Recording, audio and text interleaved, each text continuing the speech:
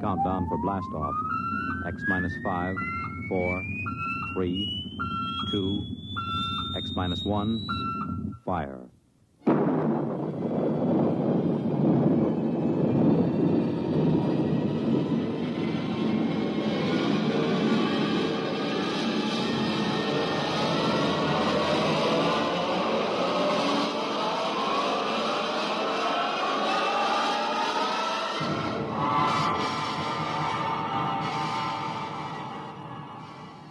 From the far horizons of the unknown come tales of new dimensions in time and space. These are stories of the future, adventures in which you'll live in a million, could be years, on 1,000 maybe worlds. The National Broadcasting Company, in cooperation with Galaxy Science Fiction Magazine, presents X minus 1.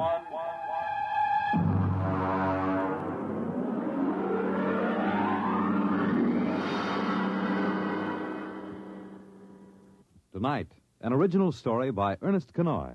The time, early in the 21st century. The story, Martian Sam. The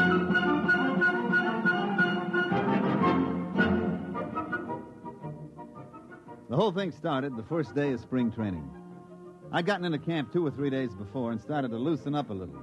Because at my age, even batting fungos to an outfielder can tie your muscles up into knots. Although, as a matter of fact, I'd bet that I was in better condition than half the Humpty Dumptys on the club.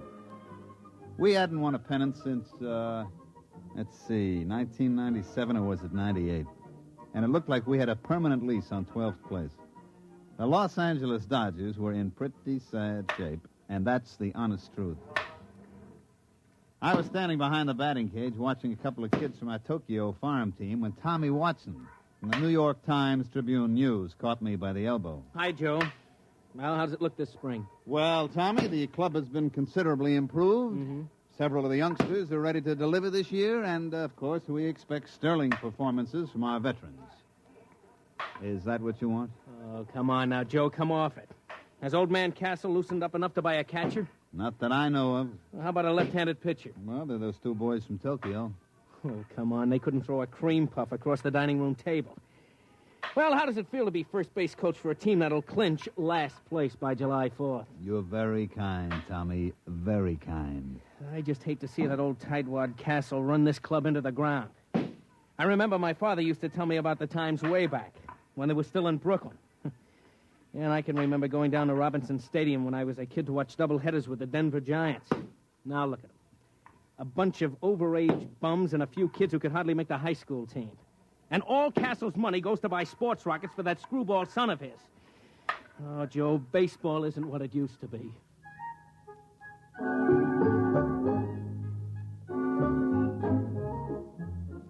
The sad truth of the matter was that Tommy was putting it mild.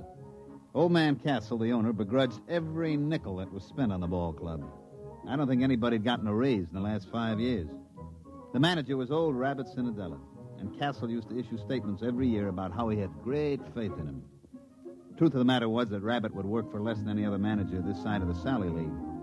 You'll see what I mean when I tell you that the club traveled in an old 4-jet Strato rocket like some barnstorming semi-pro team.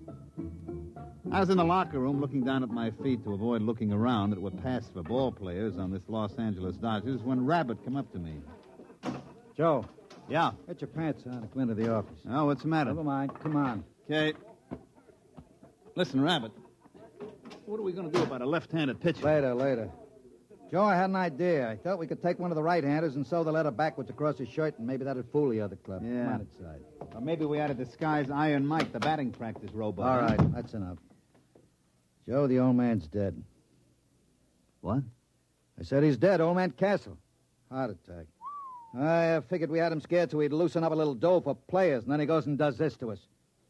Can't trust nobody. Well, who gets the club? His son. What, you mean Whistling Willie Castle, the Jetstream playboy? That's who. But he doesn't know anything about a ball He club. doesn't have to. Old man Castle owns 72% of the stock. And it all goes to Willie. Well, what's going to happen? Beats me. Probably sell us all out and buy a new rocket. Is he here? He was in the Earth-Moon small boat race when it happened. They got a message to him when he hit the direct beam off Lunaport. He could have landed and taken the shuttle back and made it in one day. But he was leading in the race, so he just kept going. He's due in a couple hours. You think you can get him to go for a left-handed pitcher? I don't know. We'll have to try.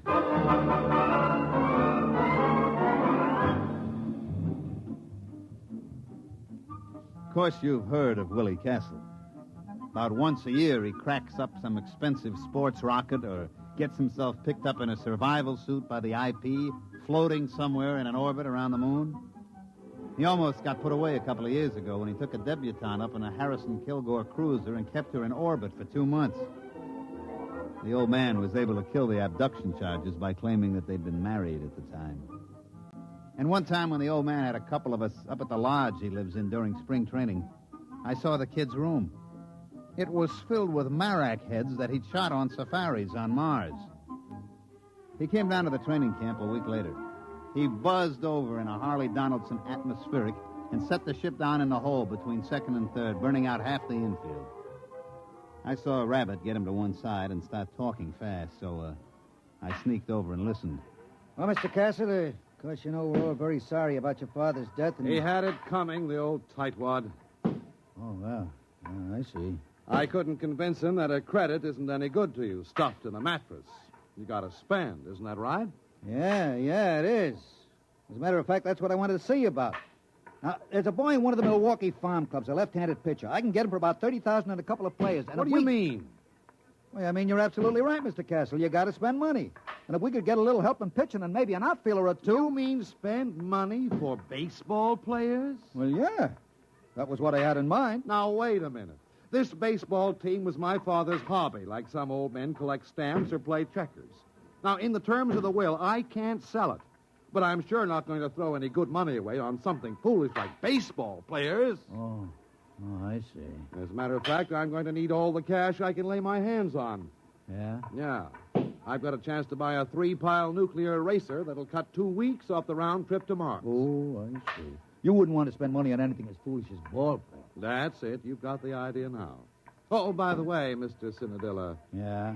I find it's quite embarrassing to me to have my friends continually make fun of me because the Dodgers are in last place. Well, as a matter of fact, that gets to be a touchy point with me, too. Well, I'd like to see it change. So if you don't mind, would you please have them somewhere in a more respectable position, say third or second, within a month or two? Now, look here, Mr. Castle. I can't make bricks without straw. You won't spend the credit for a ball player, and I can't... You do your best.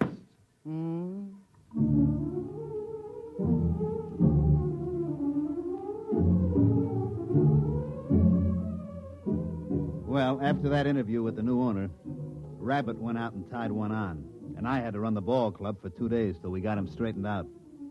But I can't say as I blamed him. We won one game in the Grapefruit League. We played the Jacksonville High School team and squeaked out a 13-12 victory. What the Yankees and Braves did to us, I'd rather not say. We opened the season at home, and a mediocre pitcher for Pittsburgh threw a no-hitter at us. Actually, that's not quite accurate. The truth is he just pitched, and we didn't hit anything. We lost 10 straight from opening day, and we didn't lose on the 11th day because it rained. Rabbit and me piled into his 97 copter and flew out to the Castle Estate up near Arrowhead. I was in pretty bad shape. For one thing, Rabbit's copter has a wobble, and I was feeling green around the gills by the time we dropped down on the port. Willie Castle was very excited by the time we finally got to see him. He was puttering around a whole mess of stuff piled up in the middle of the floor. Say, how do you like this? Isn't it exciting? Yeah. What is it? It's a Durgo stick. Oh, yeah, sure. And they use it in Mars in a game played between two villages. You see, all the men on one side line up, and then all the men on the other side try to knock them over with these sticks. Isn't it a beauty? Yeah. Look, Mr. Castle, I got to speak to you. We got to have a left-handed pitcher. Oh. You mean for the baseball team? Yeah, that's right, the baseball team. That's what we got to have a left-handed pitcher for. Yeah. Well, now, I can't really be bothered with details of that sort. I'm leaving for Mars in the morning. Oh, by the way, I haven't had a chance to look at the standings recently. How are we doing? Mr. Castle, we may well set him out on record for consecutive games lost. Now, look here. You told me you can't sell the club, and you said you get tired of your friends kidding you about being last. Well, take it from me, Mr. Castle, and I know. Unless we get some ball players on that club, It's going to be last for the next 22 years. Now, look here, Cinderella, I know you can fire me, but I don't care who you hire as manager. Unless you get him a left-handed pitcher and a couple of other players, that club is going to stay last. Oh. Oh, well, then I'll see what I can do. Don't worry about it. What do you mean, don't worry about it? I got to go out there every day and try to make those bums go through the motions. Now, look, I really have to pack. And besides, I'm expecting a new shipment of equipment from Aberfitch and Comby. Now, just don't worry about it. I'll think of something. Goodbye.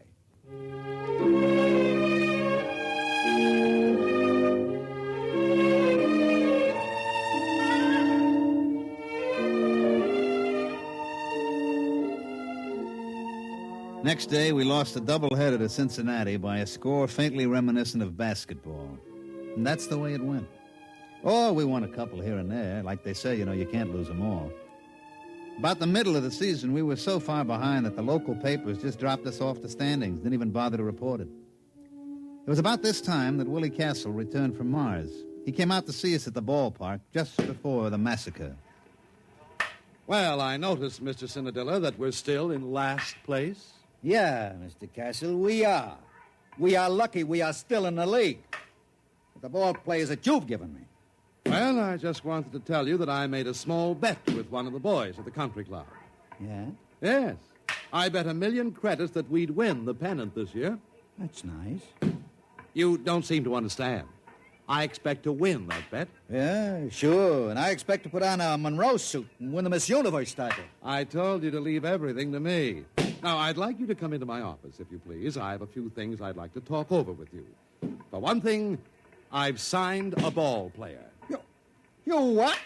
Now, look here, Mr. Castle. This I got to complain about. My contract is clear. No ball player gets signed without my okay. Just come into my office, please. I'll explain everything.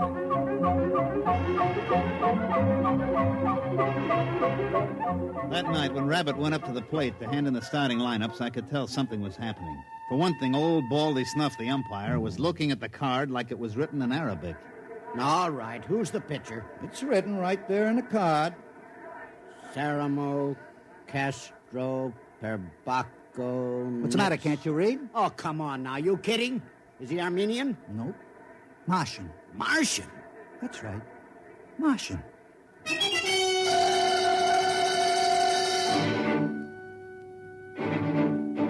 Of course, the riot didn't really start until our pitcher got out on the mound. Fred Kurtz, the Milwaukee manager, came running out like he'd been shot from a jet. Baldy Snuff was hollering. The whole Milwaukee bench was looking for a fight, but Rabbit just stood there quiet and calm. He can't do that. He can't do that. Look at that thing. What is that? That's my pitcher. We call him Sam. But you can't play with that. That ain't a ball player. That isn't even a human being. What are you trying to pull, Rabbit? Listen, I got my rights. I sign them legal. Here's the contract. But now look here, Rabbit. You can't get away with that. That thing's only about 2 feet high. 18 inches, as a matter of fact. But how's he gonna pitch? He hasn't even got any arms. Sure he has. He's got it curled up. Hey, Sam, wind up. But that arm, it's 32 feet long. That ain't legal. You gonna let him get away with that? Oh, there's one other thing. On the end of that arm, look, you see? That's his eye.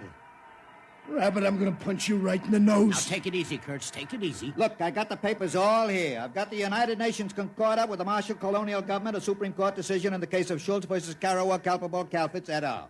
It's legal. Any Martian citizen is entitled to the same legal rights and privileges as a citizen of Earth. And among those is the right to play ball in a national league. I protest again. I forfeit the game. Rabbit, I'm gonna punch you right in the nose. As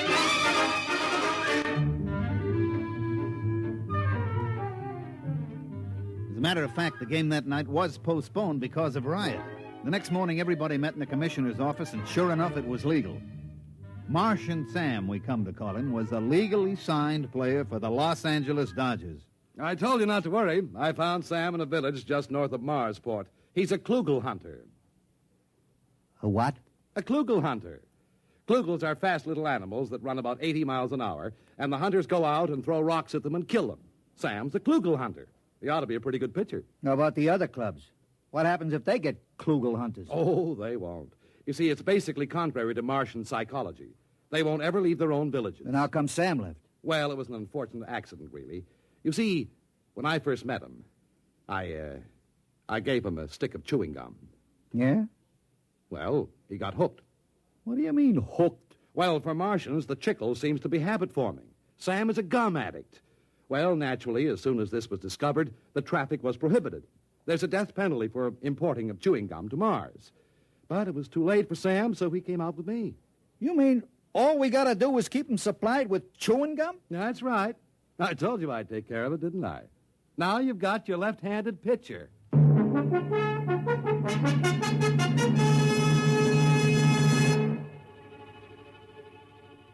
Sam pitched that night. He struck out 27 batters, and we won 3-0. Horace Kelly, the catcher, had a little trouble at first, but he soon figured out how to get around it. He'd just hold his mitt up and close his eyes, and when he heard a thunk, he'd reach in and pull the ball out and throw it back to Sam. You can imagine what it was like being a batter up there against Sam. Pitcher's mound is only 60 feet away from the plate as it is, and with Sam's 32-foot arm, well, we didn't lose the game the rest of the season.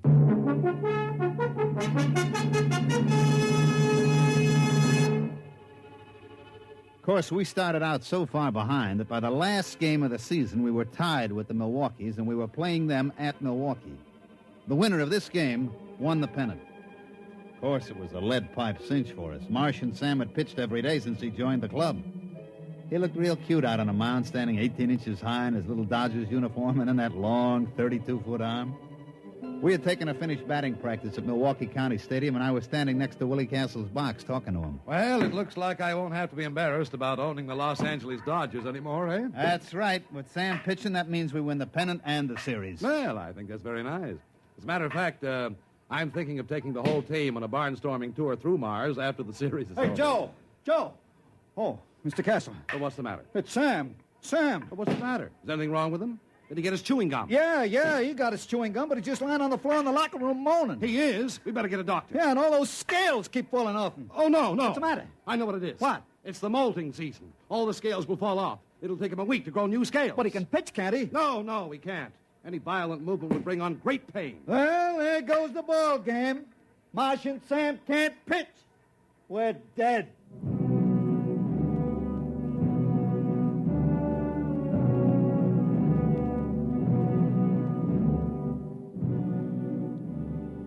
Rabbit put it mild. We were good and dead. We pitched Harry Kosnowski, our best human pitcher, but our best human pitcher was none too good. He rose to the occasion, however, and the score was tied going into the last half of the ninth. That's the way, Harry, old boy. That's the way. Pour it in. Come on, Harry. You can do it, baby. Unfortunately, he couldn't. He hit a streak of wildness and walked 3 straight men. Things were very quiet in the Dodgers' dugout. One more walk would force in a run, the ball game would be over. Then as we all sat there staring out at the mound where Harry was sweating, we heard a little shuffling noise. Oh, what's that? Sam! Sam, what are you doing out here? And then with the little squeaks that he used for talking, Sam told us what he wanted to do. He wanted to pitch. But, Sam, you can't. You're molting. Your scales. All right, Sam, all right. If that's the way you want it, you get out there. You pitch that one batter. It's 2 out. You strike him out, it'll go to extra innings, and we'll win the ball game.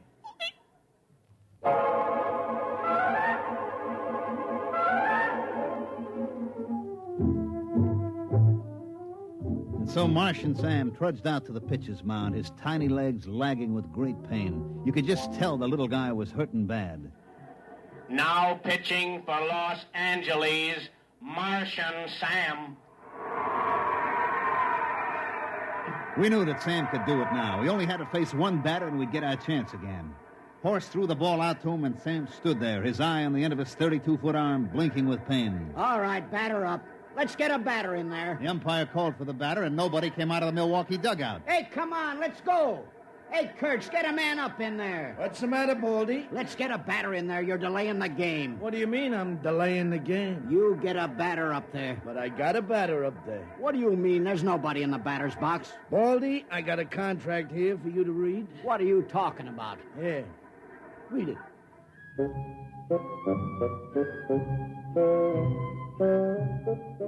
Well, of course, everybody knows what happened. The Milwaukee Braves had signed an intelligent virus from the moons of Jupiter. He was up there in the batter's box, but of course you couldn't see him without an electron microscope. He walked on 4 straight pitches, forcing in a run, and the Milwaukees won the pennant. But like I say, that's baseball. You can't win them all.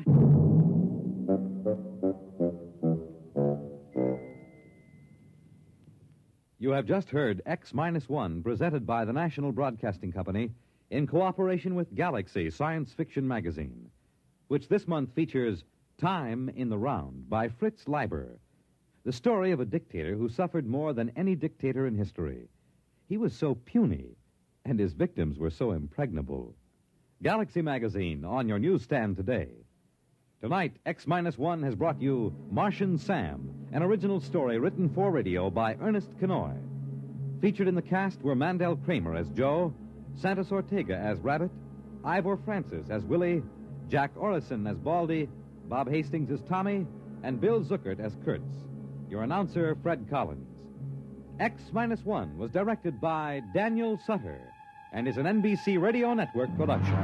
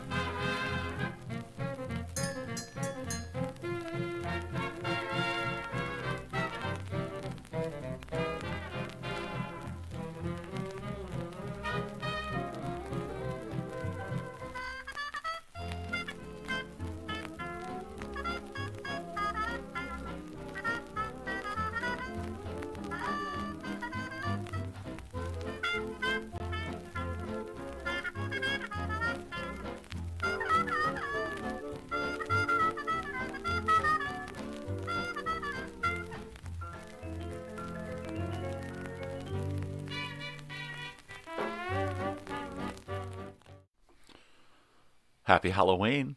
Good morning. How are we today? Hi, Ace. You're finally in your costume on the right day, right? Way to go. I got my costume on, right? I'm Eeyore. Oh, bother. Let me get my ears.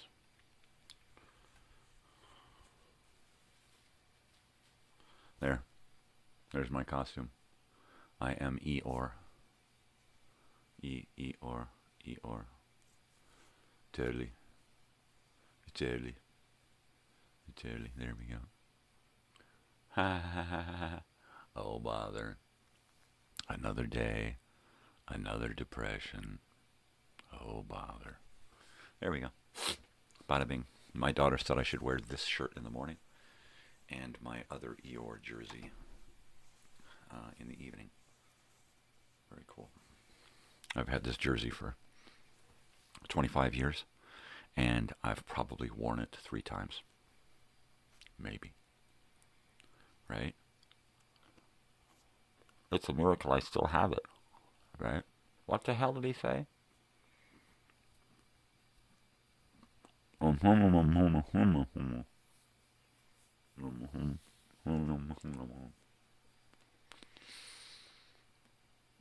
What I said is I need nourishment and coffee. Well, how the heck are you? Good morning, good morning. Happy Halloween. It looks like we're going to have a good Halloween show this evening. I put together a few things.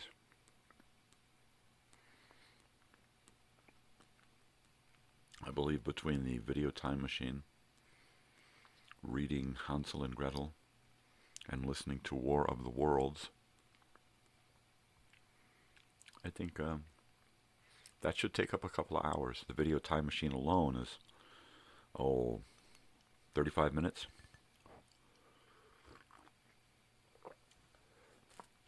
Something like that. Right? So there you go. Hansel and Gretel is going to take like an hour to read, maybe. An hour-ish.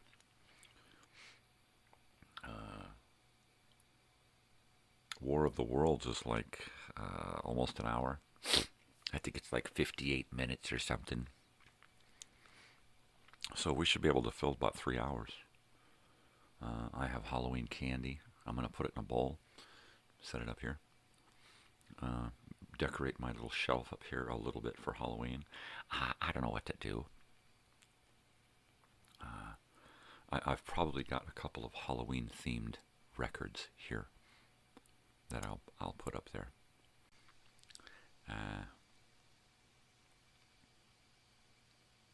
I don't have a whole lot. I'm not a holiday person. I don't do holidays. This is new to me. Right? I don't know what to do.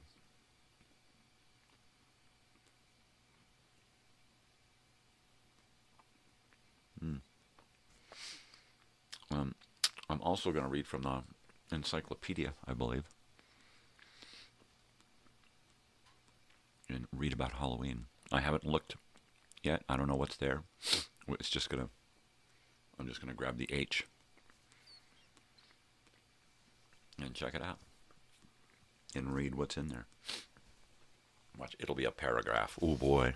I'm assuming Halloween in an encyclopedia should be at least a couple of paragraphs, maybe a page or two.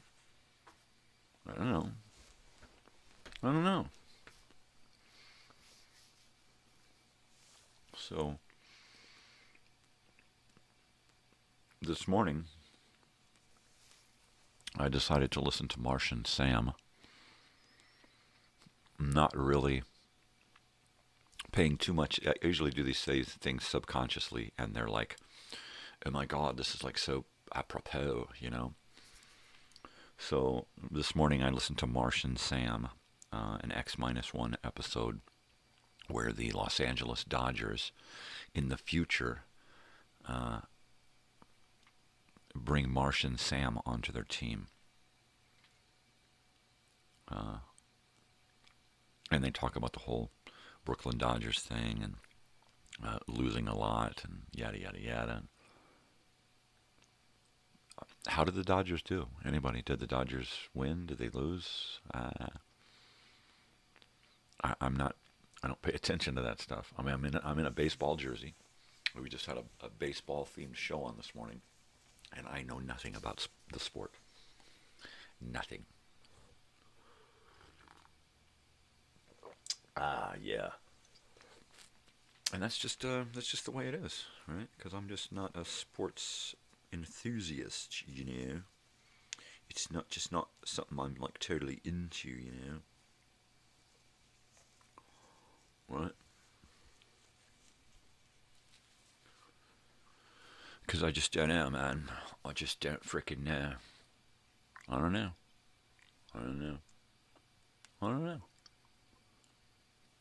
I could check the phone, I guess, to see if they won. But, like I said, I'm not a sports enthusiast, so who cares, right?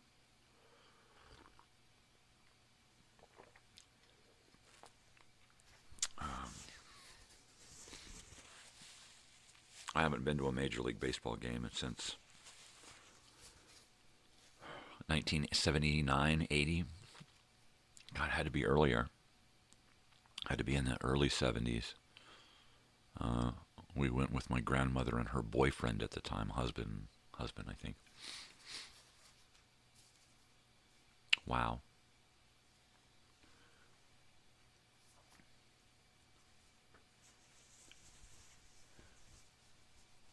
Yes, I want to sneeze. I got my wish. There we go. I got to frickin' sneeze. Most of the time it fights me. And then I lose it. I lose the battle. I don't get to sneeze. Yeah. Oh, bother. I'm lucky I got to sneeze. What do you think, Ace?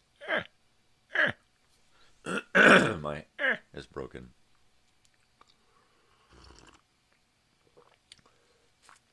So let's see, I've got all of my elements for tonight's show on this computer, so I have to dump them onto my new hard drive, move them over to here. Or bring this old hard drive over and pop them on there.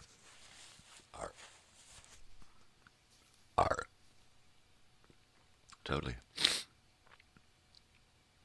Either way, I've got to do it today before I take my nap before the show this evening. I'm definitely going to have to take a nap before the show because I've got to read. I've got to do some reading. I've got to have my wits about me. I need to come up with a candle. And there it is. All right, I got to go get a dog. It sounds like I got a dog trying to get out. I'll be right back. I'll leave Eeyore here.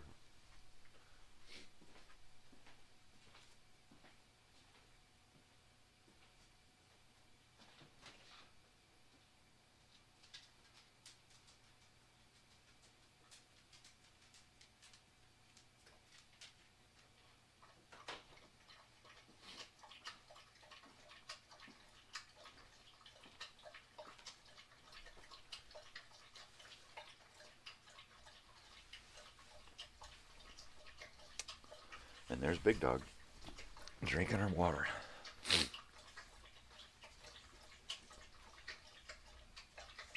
You know what? It's, we went got a week's worth of window weather, and that was it. And then it went straight to frickin' heater weather. I have yet to blow out the heaters and bring them in. I don't like gas furnace heaters. I don't like the carbon monoxide. I don't like the gas. I don't like any of that shit. I prefer to put little space heaters, little electric wall space heaters, just little ones. Put them on low, put them on a thermostat, set them over in a room, and between,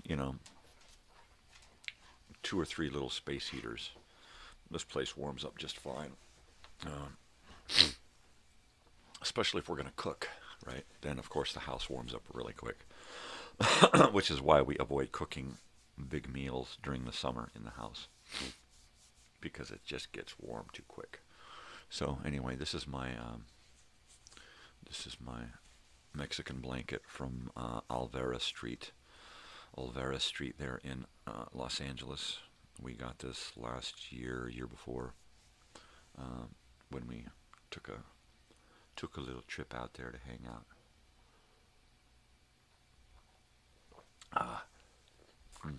That's good stuff. The last time we went out there, my wife and I went to Olvera Street, and it was middle of the week and it was closed. My daughter had a concert like on a Tuesday or something, so we went out there and it was just, it was pretty dead. Most of the places were closed. I mainly wanted to go out and try to get some video and photographs and stuff for a music video. I wound up never using any of the footage. In fact, I think it's all still on the phones, which leads me to another thing. I've got to get my daughter to help me take and email all of the videos and photographs to my computer so that I can use that stuff. I've got just a ton of footage, audio and video from various things, a lot from like concerts and stuff. Yeah, I've got the last concert we went to together on there, ELO. I've got some Psychedelic Furs on there. I've probably got stuff going way back. Totally. Yeah, baseball game. I'd love to go to another baseball game. The last game I went to was minor league out of the Storm Stadium in Elsinore.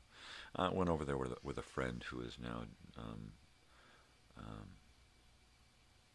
well, he screwed me over, so he's out of my life. But it kind of makes it hard to want to do things that you shared with that person, right? And they like just extract themselves from your life without so much as a how do you do.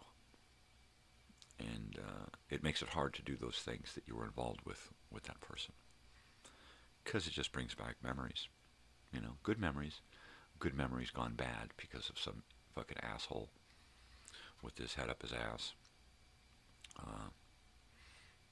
Damn stupid fucking tweakers. All tweakers should die, really. And as far as I'm concerned, this asshole, he died long ago when he just decided to completely give himself over to speed. So all I want to remember is the past, not the recent past, but the far past, where I still have good memories with that person. All of the good memories I shared with that person over the year that they were here, all of those good memories are tainted, and therefore I cannot keep them. You know, if I try to keep them, then I've got to keep the memory of that asshole here. You know, and that's pretty fucked up. If I have to lose a whole year because of that fucking jerk. I already lost a year because he was like a giant weighted yoke around my fucking neck. The bastard just would not fucking do a goddamn thing with his life. He just sat here like a fucking lump. Just fucking sat here. And every opportunity in the world to get his shit together and did not. His bills were paid for. His life was taken care of. All he had to do was get his shit together. Little did I know, he was a fucking tweaker, fucking junkie from way back. Which explains exactly his physical fucking condition at the time. So I don't know why I'm thinking about this fucking asshole. See, that's why you can't think about those things without having those memories being tainted, right? I can't think about baseball without thinking about some jerk, you know? And that's pretty fucked up. I'll plug my phone in here, because 15%, that's pretty dead. So there. Totally. I'm gonna try to get into this chair. Usually I jump up and cross my legs sitting into it. rarely do I sit in it and cross my legs. All right. There we go. It's not that cold in here, but it's cozy to have this blanket around me. Sans a dog in my lap. This is what's going to do it for me right now. I've eaten my cereal bar.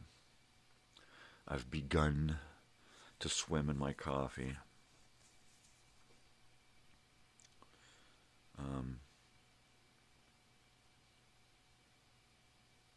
Yeah, that's why I try to avoid thinking about that person, because I just go into a dark depression. First I get angry, but the anger soon, very quickly turns into just depression, just sadness. I mean, like, why me? Was I an easy mark?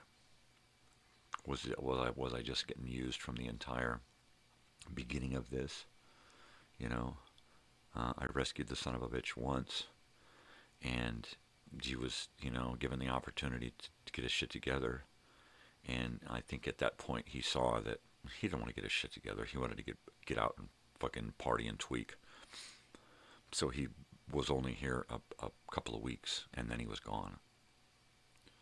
And then the second time, he got himself back into the same fucking horrible situation and came sniveling to me because he knew that I was an easy fucking mark. And I would drop everything and spend my own money, hundreds of dollars, thousands of dollars, to rescue and take care of his ass. And I did. And we spent thousands of our hard-earned dollars fucking wiping his fucking nose, not realizing that the reason was he was a fucking tweaker. Just a stone fucking cold, junky, foil-breathing, fucking rotten-faced fucking tweaker.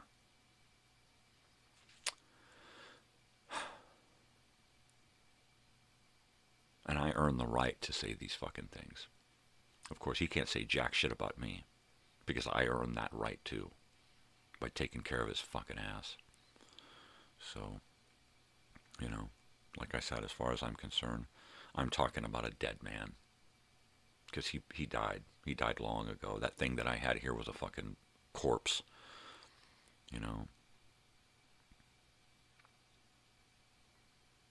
And even if he gets his shit together and pulls his ass to fucking together and gets off the junk,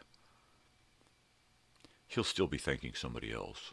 He won't be thanking me, the guy who actually fucking rescued him. He'll be thanking the next person down the line who put up with his bullshit and his fucking laziness and his fucking tweaker fucking mannerisms. No, they'll get the thanks and the praise. I will just get fucked again. Oh, I swear I'm going to pay you back. I'm going to pay you back to all the money that you guys spent on me. Fuck you. You're full of shit. Well, fine then, I won't. Yeah, exactly. You're full of shit. Hey, baby. Hey, baby. And I fully believe that he was just using me. Telling me what I wanted to hear. And I fell for it. And then he says, oh, I'm going to pay you back. I don't believe that for a sec. That would have been back in March when he said he was going to come back and get his stuff and pay us back, right? Yeah. Oh, I'm going to get a truck, and my daughter's got a truck that they're giving me, and I just got to get a job. And it's like, yeah, right. Well, then that ain't going to fucking happen, because you're just going to sit up there and be a fucking bum, too. Nobody wants to hire a tweaker fucking bum. You rotten-faced fucking liar. Yeah. Go take a fucking blood test, right? Why don't you go take a pee test and see how far you get with that, you tweaker?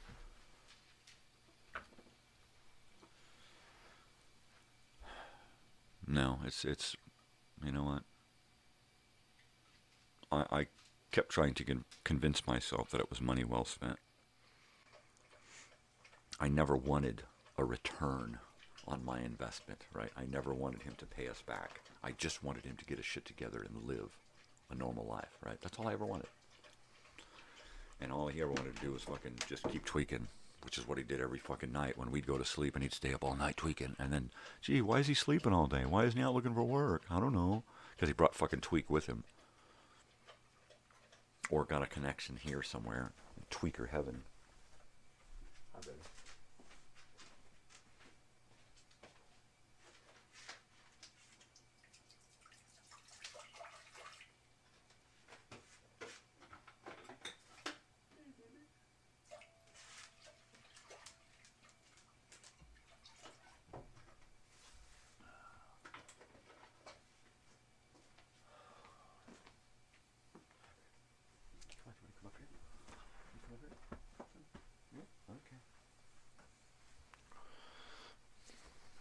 I mean, I really, really, really...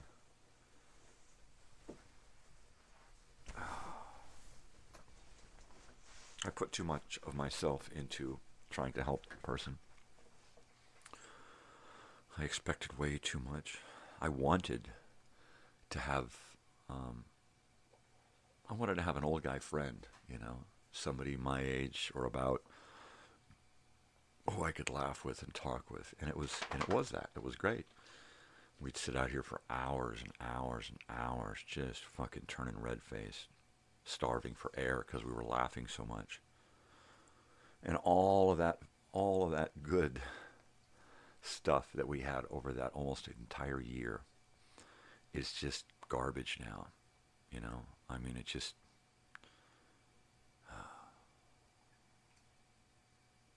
I just want to rip his face off of his fucking head, you know. That being said, I hope he makes it to the reunion. I won't talk to him. I won't look at him. I won't engage in communicating with this guy in any way. But if other people want to, you know, talk to a tweaker and listen to his bullshit, that's fine with me. I don't care.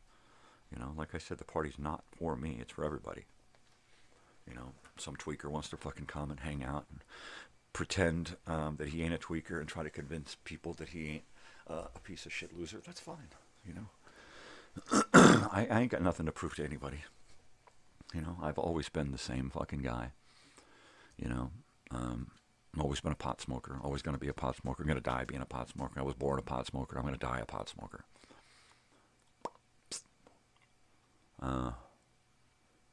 Yeah, pot's legal. It's always been accepted by the majority. Speed, not so much. All tweakers should die. All people who make speed should die. Fuck prisons. Fuck prisons. No. You're only given so many opportunities to get your shit together. And then you know what? Just fucking stick them in a room with a ball of fucking gack and let them fucking tweak them fucking selves to death. That's all that matters, right? If that's all that matters, then take it. There should be a tweaker island, right? Out in the middle of the fucking ocean.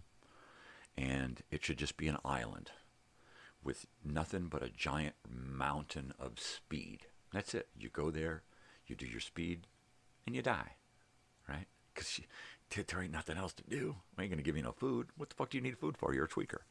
What do you need anything else for? We're going to give them a mountain of speed and boxes of junk to dig through, right? That's it. That's what you get on Tweaker Island.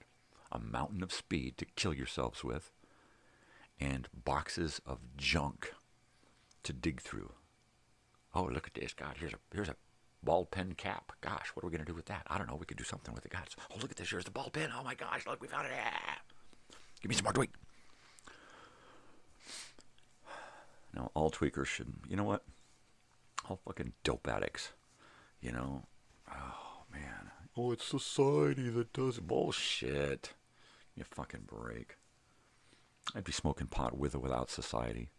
These fucking goob heads be fucking doing tweak with or without fucking society. Why? Because they just fucking love the gack.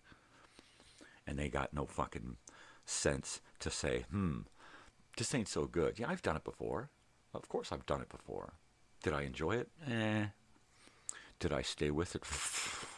Did I see how horrible it was? Yeah. Did I see all of my friends turn into garbage and dying and winding up in prison? And yeah. Did I think that most of the people from the past who lived got away from it? Yes. Did I think that the person I let into my house was going to bring it into my house? No. I thought for sure. I told the guy, don't, you leave that shit here, up there in fucking your fucking country. You come down to my place, and it's done. It's over. You no longer do that shit. You need fucking help. You tell somebody, straight out. Communication. We told the guy,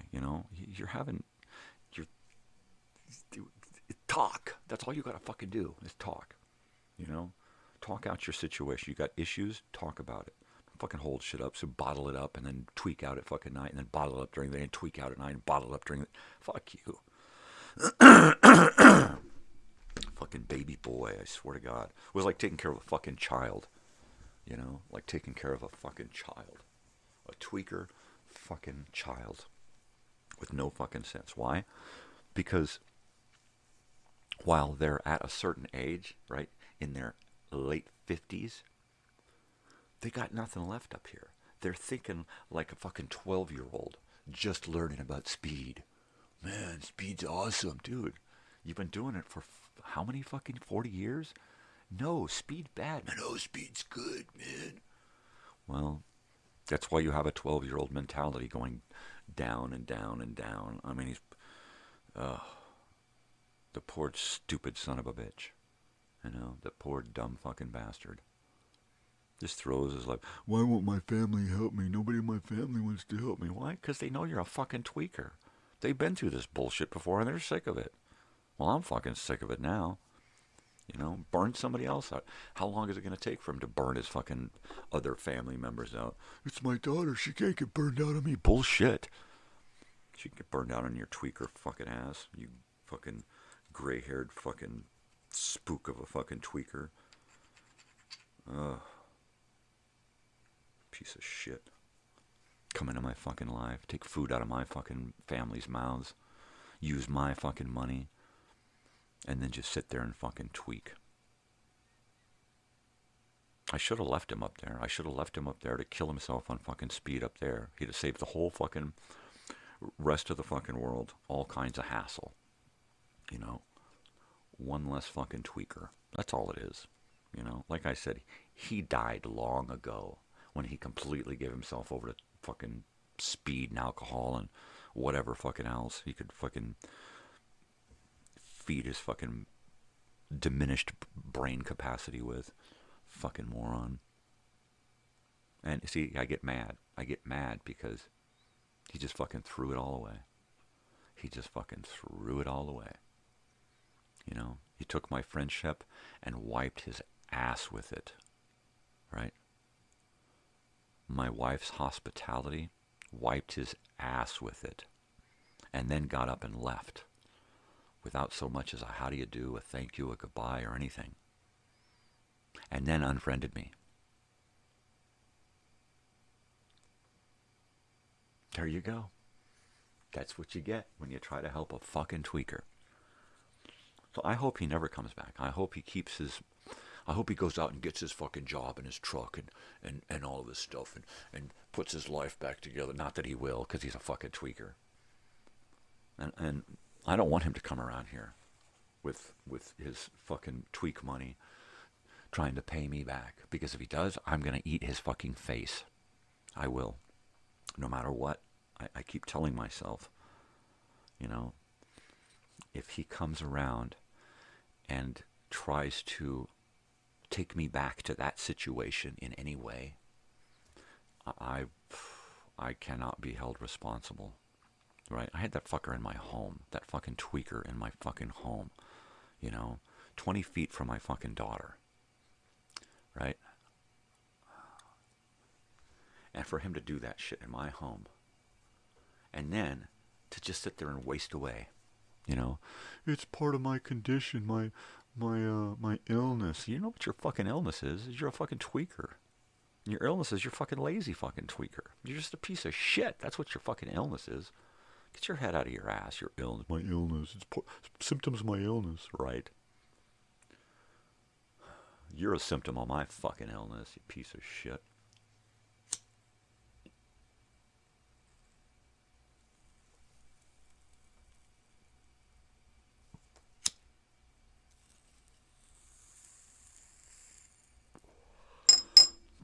Well, after years of working and raising our daughter and working, I sustained a pretty heavy fucking work injury and then an accident, a car accident, right?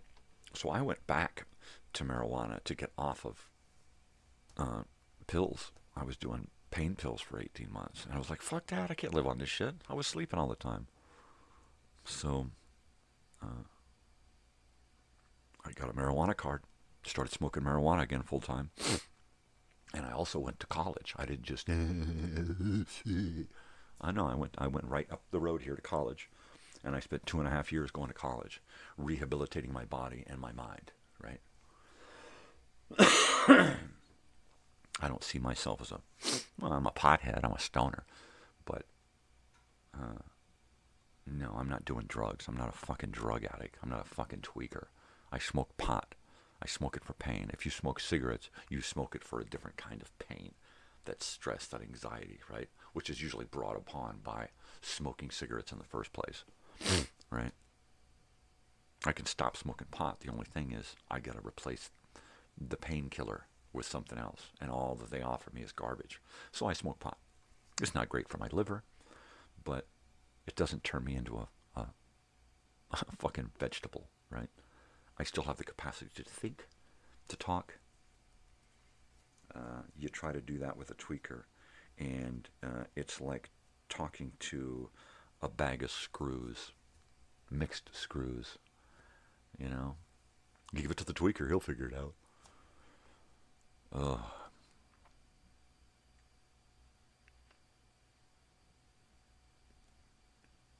Fucking knife in my back is what that son of a bitch was. That's all he was a knife in my back. Mm-hmm. Is this thing hot? Mm-mm. So, no, keep your money, you fucking tweaker. You're gonna need it to take care of your fucking tweaker ass when you lose this job because you start tweaking again. I had to start tweaking again so that I could have the energy to work nights and work 12-hour shifts 4 days a week. Fuck you. You're so full of your own bullshit. Don't try to get other people to fucking buy it now, right? Fucking bullshit tweaker.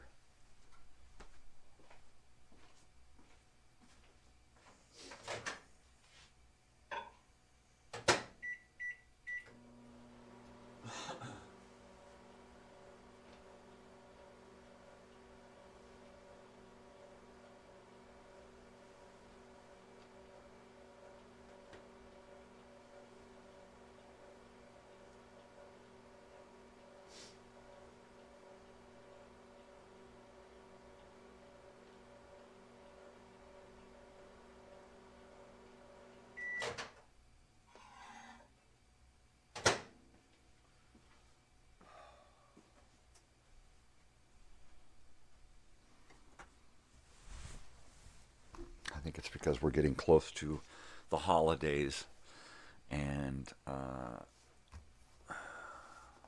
it's like the holidays were tainted by this son of a bitch, right? The holidays were just fucking tainted. As much as we wanted to have a good Thanksgiving with this person here in our family, he just completely destroyed that. By the time he picked up and left, he was staying awake all night long, fucking tweaking. I don't know where he got the tweak. Probably found some tweak in his fucking bag or something, or got a connection here in town. Because he was just spun, right? And the only thing that we asked him, that we required of him, if he wasn't going to be out looking for work, right, that he had to come and work with us. And we just clean houses. We just do Airbnbs, which is like the easiest fucking job in the world is to wipe a counter, right? Squirt, squirt, squirt, wipe, wipe, wipe. You look at it and go, wow, that's clean. Or you look at it and go, wow, I better wipe it again. How hard is that, right? How hard is that? It's not real difficult. The last place that he helped us clean, I'm like, I got to mention to him that he just needs to wipe these counters a little bit better. So I go in there, hey man, when you get to the counters, could you be sure to give it a couple of looks from different directions to make sure that you get all the fingerprints off? Because, you know, if I come in and ask if the kitchen's done, I don't want to have to come and wipe counters and stuff. And he turned red and started screaming. He started screaming at the top of his lungs that he was having trouble breathing. And I'm like, people don't scream when they have trouble breathing. They can't scream. They can't breathe. And there he is, screaming. He was so fucking high on tweak. He was so fucking high on tweak. Or coming down, or one or the other. And he just spazzed. And I'm like, dude, all I'm asking is that you just pay a little more attention to the counter you're wiping. And he just fucking flipped. Right? And I'm like, dude, go home. What? I said, just go walk. Go take a walk somewhere. Go breathe. Go do your non-breathing outside. If you can't breathe, then go for a walk. You know, go stand outside and breathe. I said, you're done for the day. I said, you're not going to sit here and yell at me because I'm asking you to clean a counter correctly. That's not happening. It ain't flying. You know. I'm sorry. No, you're not. You're not. If you were fucking sorry, you wouldn't be fucking screaming at me. You know, and I'm not the fucking problem. How am I the problem? You know. It was his own conscience getting into him because he knew he was a lazy fucking bum tweaker. You know. And so he had to point the finger at me. I'm the problem. You're the problem, man. You're the problem. You're an asshole. How am I an asshole? My wife feeds you, washes your clothes, takes care of you, pays your fucking bills, right? And I'm the asshole? All I'm doing is asking you very, very politely and calmly to wipe a counter a second time or a third time if you need to, right? It's not that big a deal. And the fucking bastard tweaked. And then he had after I called my wife and said, yeah, you're going to have to come help me finish this house because I just sent him home. He comes back in the house and walks over and starts working again. It's like, dude, no. And he was really confused that he couldn't just stay and continue working after that.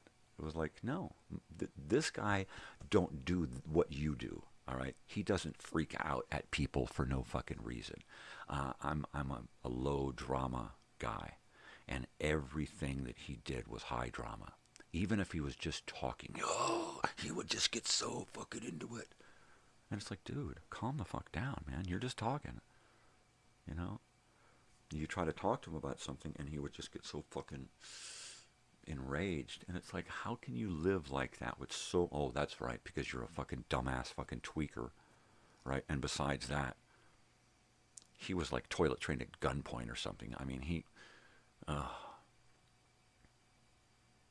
I guess he was raised around a lot of drama, right? Because the guy just fucking thrived on fucking drama. He couldn't tell a story about something without just fucking living in the fucking moment, right? Oh. And I should have known. From the first time, I should have said, yeah, honey, you're right. But no, it was like, no, this is a friend. This is an old friend. I owe this person because it's an old friend. Stupid me. I should have just listened to my wife. He fucked you over, honey. Don't let him fuck you over again. You know, my daughter. No, Dad, don't do it. You know, he's okay, but no. He's just going to fuck you over again, you know. And then what did I do? I got fucked over again. Fucking tweakers. Everybody who knows me knows who that fucking tweaker is. They're all probably still friends with him on Facebook. But he unfriended me. Completely fucking unfriended me. As soon as he walked out of my fucking door.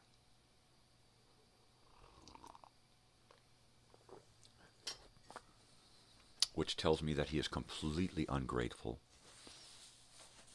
and unsympathetic, completely discourteous, rude.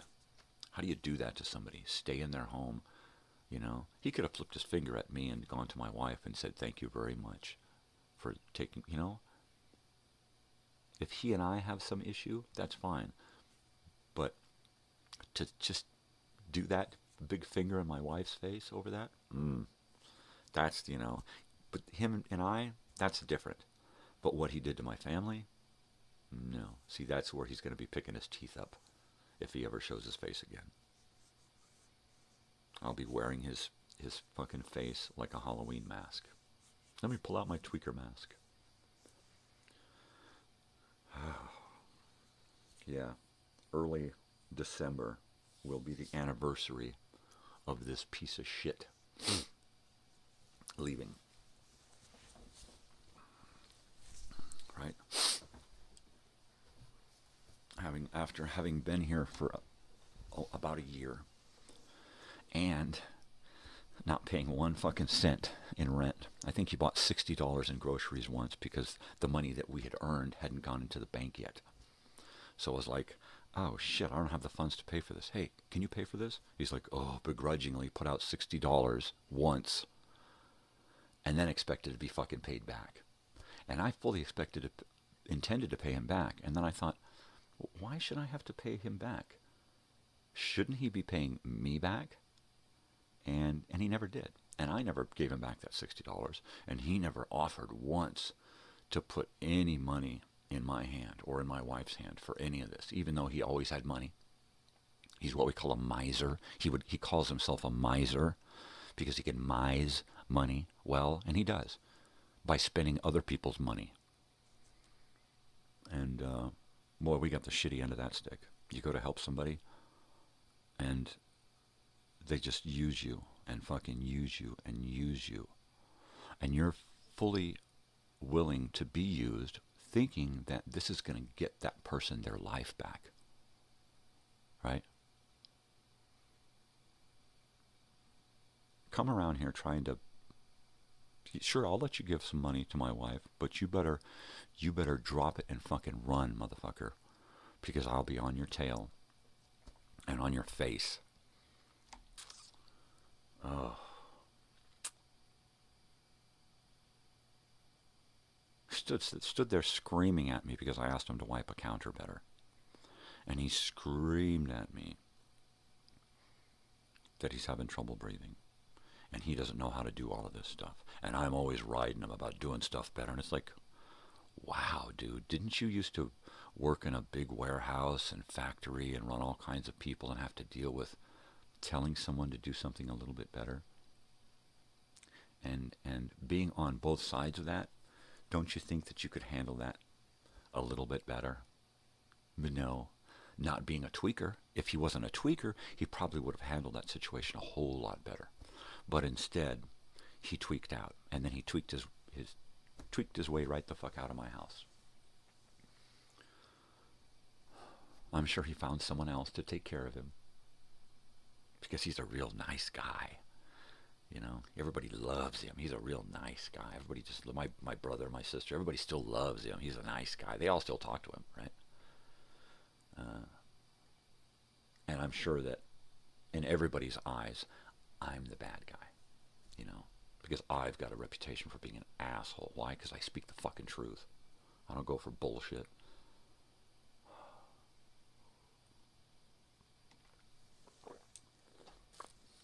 So maybe this reunion will be good for me and him. Maybe I'll get to see him. Maybe I'll just be at the end and I'll be like, you know what? I don't give a fuck. I'll go to prison. I don't give a fuck. I got, 3 days left of my life. I'll go to fucking prison. Maybe I will. You know? Because if I'm going to engage in fisticuffs with somebody, if I'm going to engage in physical confrontation with somebody, I'm not going to hold back. It's the prison or the morgue, baby. Prison or the morgue. That's all there is to it. If you're going to fuck with me, you better expect to wind up in one of those two places. You're either going to wind up in prison or the morgue. And I'm going to wind up in one of those two places too. The only trouble is I don't give a fuck. You know? I don't give a fuck. I'm at the end. I've been through enough to know that I'm not going to last in a fucking prison situation. I'm not going to last there. I'm going to wind up in the prison infirmary is where I'm going to be. That's where I'm going to spend my days in prison. The fucking hospital. So go ahead. Bring it on. Do your worst. Do your best. Do your finest. Do your ultimate. It don't make no difference to me because I'm already done. I've already checked out. I already decided a while back that my life is over. I am hanging on by a string. Every day that I say I'm excited to be here, it's because I am. It's because I actually woke up. That's what makes me so excited to be here, is that I woke up. I don't expect to wake up every day. Every day, every night I go to sleep, I expect to not wake up, okay, if I'm lucky. And that's just because I know what the road ahead is leading me to, you know. So if you're watching out there, those who have wished me a horrible, painful death, I got you covered, baby. It's coming. So there you go. And I'm sure there are those of you out there who have and are going, yay, he's going to die painfully. Well, if I get lucky, it'll just be a heart attack in the middle of the night while I'm sleeping. I'll wake up and go, and it'll be done, if I'm lucky. I usually get the shitty end of the stick, so more than likely, I'm going to suffer horribly, dying of cancer. So there you go. There's that. I'm already in more pain than anybody else I know could tolerate. And I do that on a daily, regular basis. Sometimes the pain is so bad inside my body that I just sit there and shake and cry. You know, but hey, that's just me.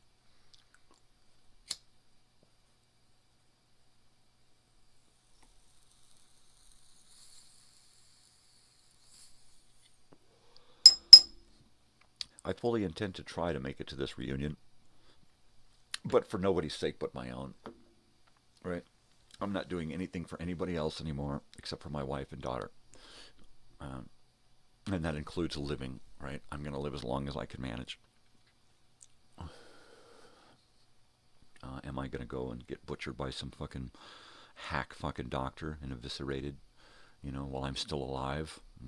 Probably not, because all that's going to do is either make the pain worse during the last time I have, or check me out quicker, right? Do I want to risk that? Do I want to risk dying on a fucking slab in an operating room because they're trying to rip my guts out because it's just fucking all black inside? Probably not. I think I'll just let the blackness take me, you know. More than likely I'm going to die of a fucking heart attack anyway, the way I drink coffee and smoke. I smoke about a half an ounce of marijuana a week. That's 2 ounces of marijuana a month that I smoke. That's a lot of smoke. Smoke is what's bad for you. I could switch to edibles and do edibles, which would save my lungs and my heart and everything, but that's just going to make it easier for the cancer to take me, right? I don't want to die of cancer. I'd rather die of a fucking broken heart, which is what I got. So I might as well just let that take me. If I stop drinking and smoking coffee, I don't drink booze. If I stop that, I might just very well have a strong enough heart to take me into the cancer, right? No, I saw what that did to my father firsthand. Saw him 12 hours before he passed away. I don't want that. Not at all. No way. Lying there begging for help. Which is probably what I'm going to get anyway, you know. If I had my druthers, I like that druthers. If I had my druthers, it would be right here. I'd be doing the morning show, drinking my coffee, taking a bong hit, and then I feel sleepy. Just close my eyes and fade away. That's it. That's what I want. Live. And just let it play while I'm sitting there in a dead snore. That's showbiz. I could check out that way. I could do that. That would be all right.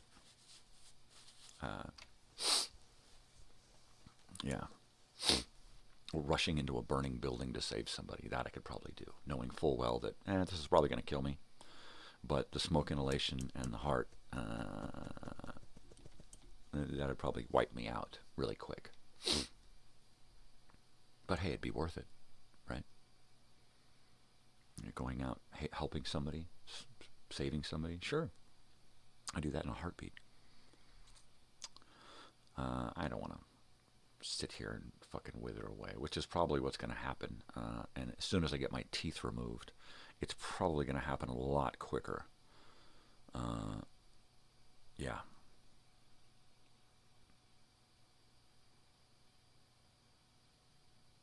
My wife is instructed to take my my American flag up there in the corner there and pull it down, turn it upside down, and wrap my body in it. There you go.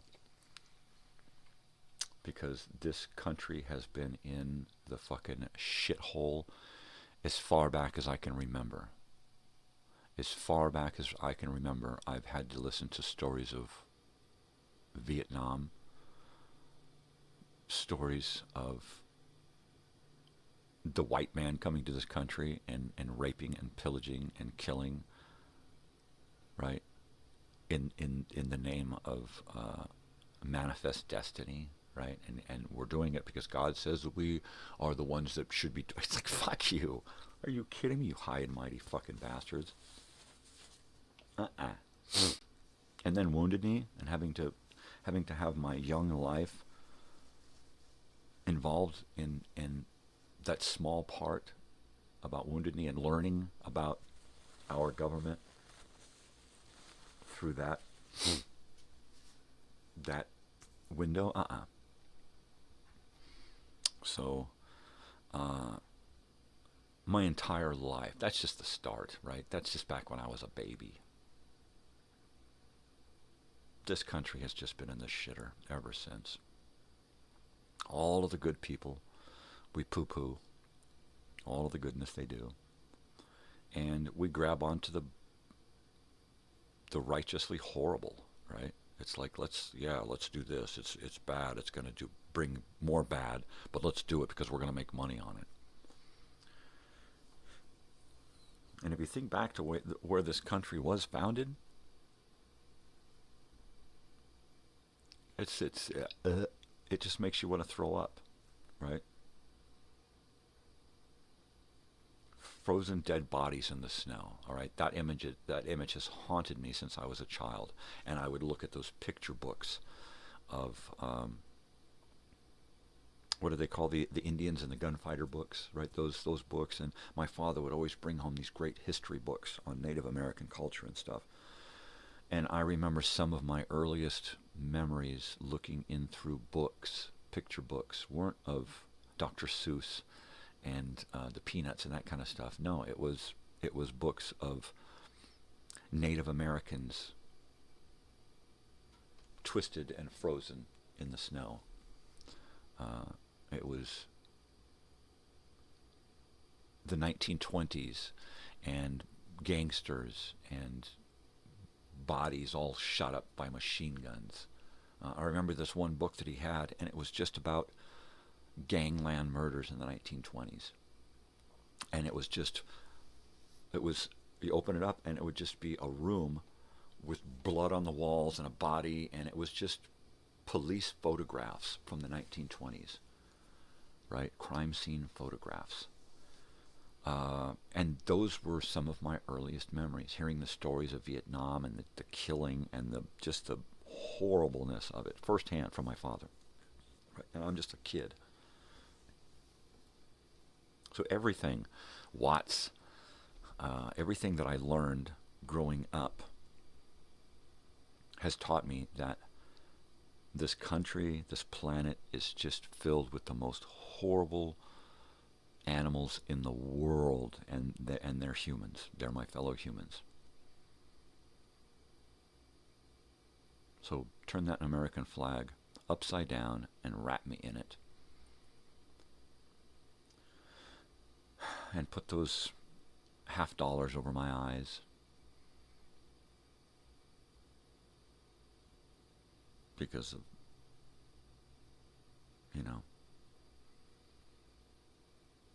the inflation thing. Might as well be silver dollars.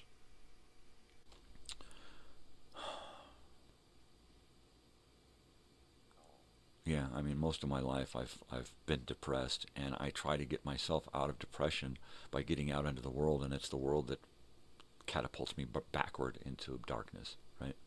It's like my own life is pitiful enough. My own miseries, my own mental, chemical fucking electrochemical fucking brain situation. Well, most of this is mine, right? But when you try to look out into the world for something to live for, right? And the world is just such a horrible place. Everything that you see is just horrible, right? It's a pretty day outside. Yeah, well, what about that truck and the pollutants that it's spewing out as it drives by, you know? And it's a city truck, and it's just black. Well, it's a city truck, so they get a pass. Well, why do we have to pay for it then? We're out here trying to save our air, and you guys just come along and one truck just fucking destroy it, you know?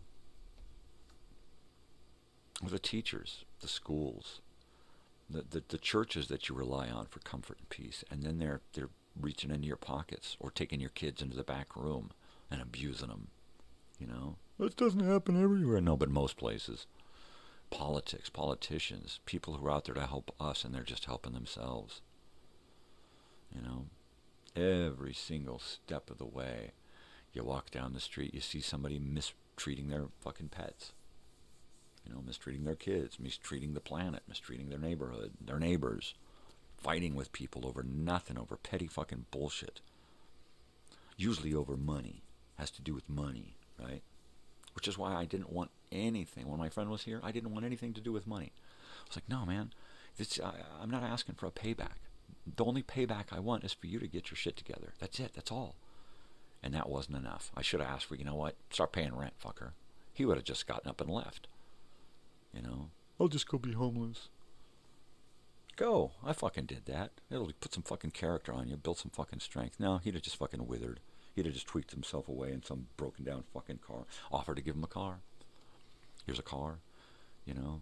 Here's a place to live. No bills. All you got to do is go out and find a job, and then you got a car to get there. If that car breaks down, I'll make sure you get there. You know? It's like... No, it's easier just to sit around and tweak and use you guys. You're right. That was a whole lot easier. Look where it got us.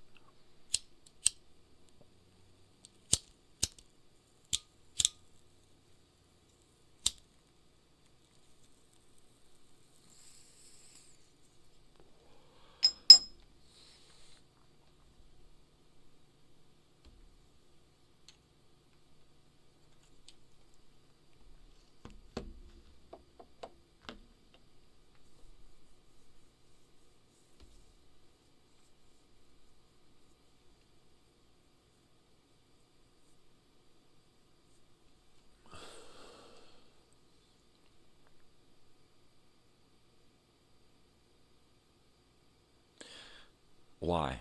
Why am I so honest? I started doing this morning show as a way to keep a record of my day-to-day activities, a place that I can leave messages for my daughter for when I'm gone, a place where I can talk about my life and my life stories and have them kind of be in the record. Right?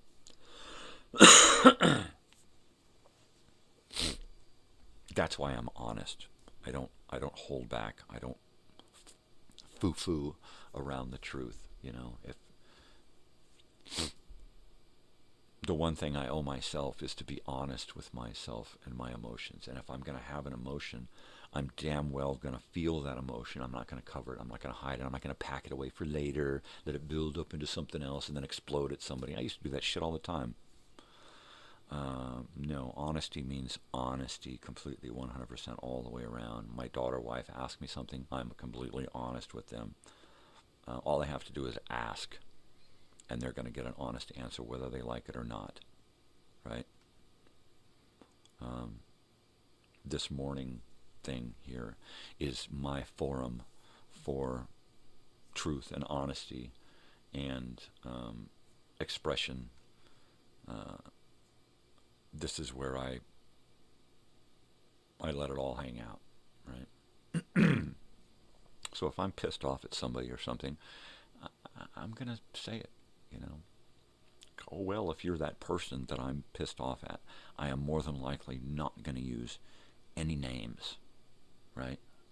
If I'm going to use someone's name, I'm usually going to use it in a positive light. I'm not going to talk somebody, use their name, and then talk shit on them. I'll do that without using their name. That person knows who they are. If you've been paying attention, then you're going to know who that person is.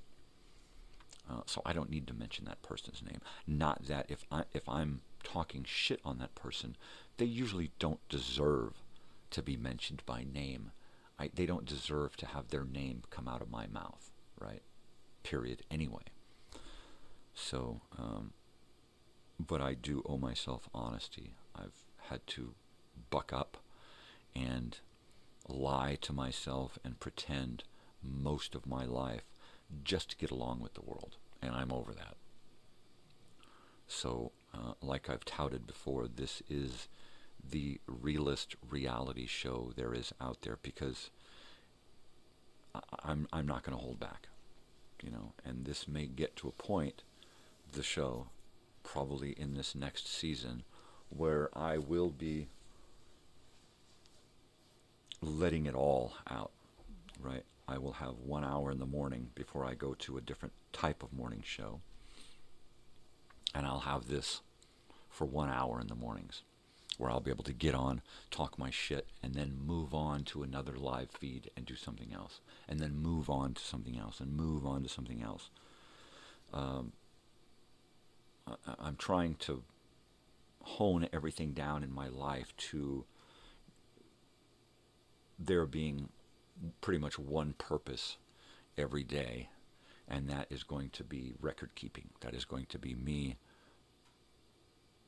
spilling my guts, getting all of this shit out of my head, recording as much as I can, and archiving it and cataloging it and curating it and trying to put it all together in a manageable form so that you can go through it. And like the Dewey Decimal System, you should be able to navigate it. I'll have everything filed away in cute little files where you can say, okay, this is family stuff, and you go in there, and there's all the family stuff categorized, by dates, by places, by contents, whatever. Here's my YouTube studio. Here's the different aspects of that and the different files for those things, so that someone eventually can come along, plug these hard drives in, and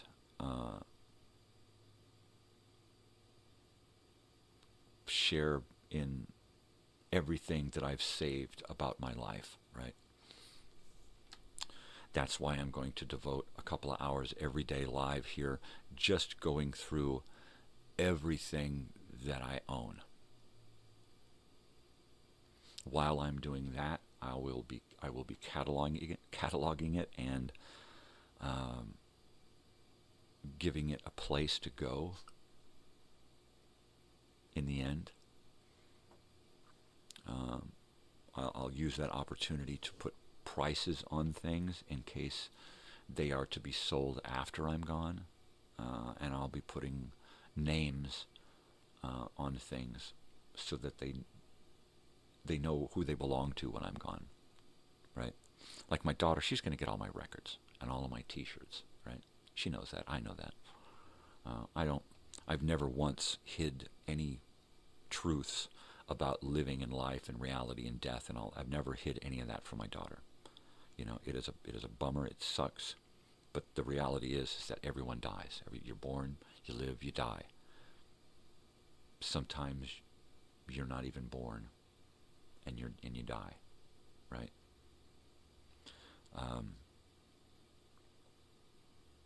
So that being said, it's of course it's going to be tough. It's going to be a bummer, but I'm trying to leave as much as I can, so that she will have the opportunity to get to know me even when I'm gone, right? I mean, I will literally have hundreds and hundreds and hundreds, possibly thousands of hours of me sitting here talking, right? And while some of it is kind of repetitious, most of it is just pure me, right? It's just me. I mean, the me that you see here is the same me that they see here when I'm not doing this, right? We had a friend from, a brand new friend come and stay with us. And I'm sure that the first thing he would tell you is, this guy is the same on camera as he is off. It's unbelievable. He's the same fucking guy. You know, I think that's one thing that he could probably say, that anybody could probably say, is that I'm the same. I'm just me. You know, I never apologize for being me. I never change from being me to suit somebody or a situation or something. You know, I may tone it down a little bit, but ask my daughter. We're out mixing it up with people, cops, and other stuff, and she's like, "Oh, geez, Dad, you know." You could get arrested. They're like, who's going to fucking arrest some crazy old weird bearded guy for being himself? You know? Cops are going, yeah, old dude. Right? Psh. We had 3 cop cars parked out here the other day. And I swung the door open and stood there in my doorway smoking my pot. You know? Going, I don't see no cops out here. Whew, big clouds of smoke coming out. Psh, like I give a fuck. What are they going to do? Tell me I'm not allowed to smoke legal marijuana in my own home? Fuck you. Yeah. Speaking of, it's like Bong 30 here. It's Bong o'clock. It's Halloween, man. It's fucking Halloween. Trick or treat. This is my trick or treat bag. Right? Yeah. My wife's got to get up and take off today. Yesterday we were supposed to go over and install that gate. And I went out to her car, popped the hatch open, measured it from side to side, and thought, well, it would just slide into here, until it gets to here, and then it goes, no, it's not going to work. And I'm like, no, there's just no way to get this thing in here. We could put a blanket on the top of your car, strap it down, and take it over, but So it was like, okay, well, I went out and I got the battery out of my van, and hooked it up to a battery charger, left it there for several hours, hopefully it put something into it, because last night on the way to pick my daughter up, my wife dropped it off at the AutoZone to get charged. So hopefully it took a charge. If not, it's under warranty, right? I hate doing it again, but I have to get another fucking battery. And then it's back to driving the van again, right? I'm going to put my tags on that I haven't put on since, I've had these brand new tags since July or something, and I just haven't had the wherewithal to go out there and put them on a van I'm not going to drive, right? It's got cobwebs on the inside. It's covered in schmutz because it hasn't been washed. Once I hit it with the hose, paint is just going to go flying because it just wants to flake off. It's flaky. But I am going to, I'm just going to do it, right? It's like, okay, I know there's probably money around, or there's money that can be made to put into this van to get it working. And I'm just going to call the shade tree mechanic and have him come over, pay him an hour to go through and get an itemized list of parts. And then I will spend a couple of weeks to a month just getting all of the parts together that we need to get a little of this, get the ones that are more likely to need to be returned, get those toward the end so that we still have time to return them within that, like 30 days or something, right? Try to save a little bit of money, but try to get really, really good parts, right? I need to replace pretty much everything in the fuel system, which includes possibly some computer components, right? Injectors, filter, pump, fuel lines, everything that you could possibly think of, sensors, and yeah, everything along the way from one end of the fuel line to the other. Let's replace it, period. Because this thing has a tendency to sit for a lot of time. It must be its lot in life.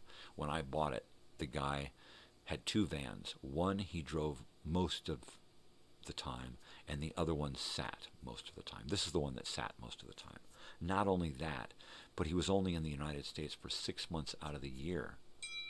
So for 6 months out of the year, it didn't get driven at all. And then for the other 6 months, it got driven very little. Okay, this is not Mary. I am going to send stop.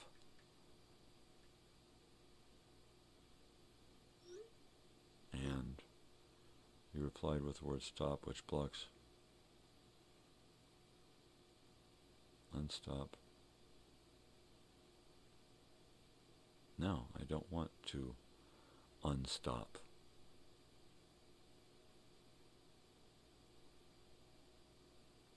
I don't want to give politicians my fucking money, all right? It is it's a fucking waste, all right? You might as well just take your money, throw it onto the ground, put some fucking kerosene on it, and throw a match to it. That's the way I feel about giving politicians money. It's like the need for lawyers, all right? Laws and stupid fucking bureaucracies give us the need for lawyers, all right? If we started with education and did something to change society for the good, we wouldn't need lawyers, all right? We would need courts to direct people to the proper help that they need. Crime would drop because society would not give the need for crime, you know? And if somebody is inherently bad, then they just need to get that help, right? Before they commit crimes, right? And if it starts when you're babies, when you're young, and you're getting that education, I mean, in 2 or 3 generations, we could get to where we wouldn't need lawyers and courts. We would just need, organizations that would just help people get the help that they would need. And then after a few more generations, we wouldn't even need that. We wouldn't need to do it through pharmaceutical brain chemical altering. We wouldn't need to do any of that, the rehabilitation bullshit, because there would be nothing to rehabilitate. But society has these things because of all the bureaucracies and organizations involved that profit off of, you know that alcohol is bad, it's poison for the body, yet it's allowed to be sold to us, and we're allowed to drink it, yet as soon as we take it too far, we become alcoholics, right? And then it's not their fault, it's our fault that we became alcoholics. They create a society that makes people want to hide, and then they give us the means to hide. But then when we decide to hide too much, we're no longer viable slaves, and we're treated as pariahs, outcasts, as these other things. But you created us, right? And now, yeah. So I will go and use my method of hiding from the world, which it's a multi-pronged attack, smoking marijuana, right? If I was sitting here drinking every morning for 3 hours, my brain would not grow. My life would be stagnant and stale, and I would just be poisoning myself to death. Yeah, I'm poisoning myself here. But my cognitive skills don't diminish, right? My capacity to think and use logic, cogitate ideas and stuff. That increases, right? When I've switched from pharmaceuticals back to smoking marijuana full time, and then went to college, I was getting A's and B's, mostly A's. I was on the dean's list, the president's list for 2 years in a row. All right. Now, pot doesn't make you dumb. Being dumb makes you dumb. All right. Not using your brain makes you dumb.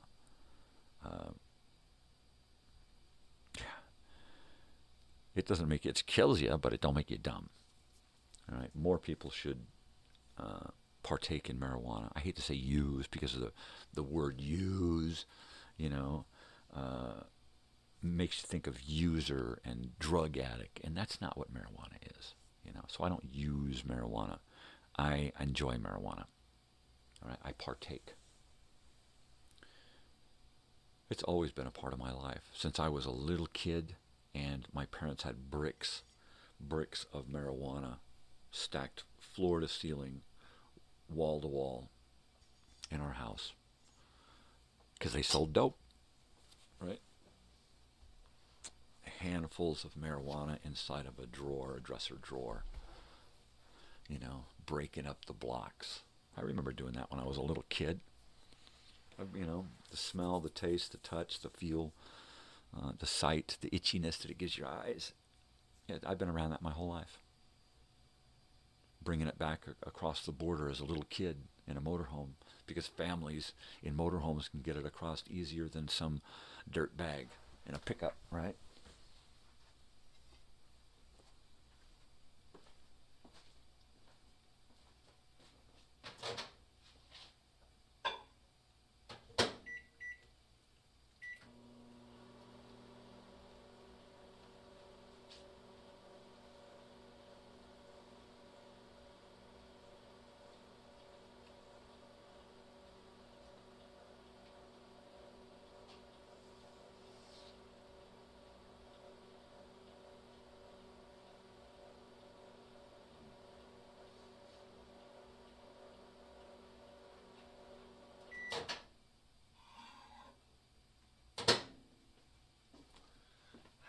So yeah, yesterday was one of those rare days where my wife actually didn't have anything planned, because she had planned to go with me over to her friend's house to install that gate, right?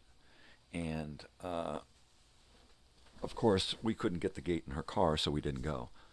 So she immediately switched gears and got stuff out to bake, right? I'm like, where'd that big giant bread mixer come from?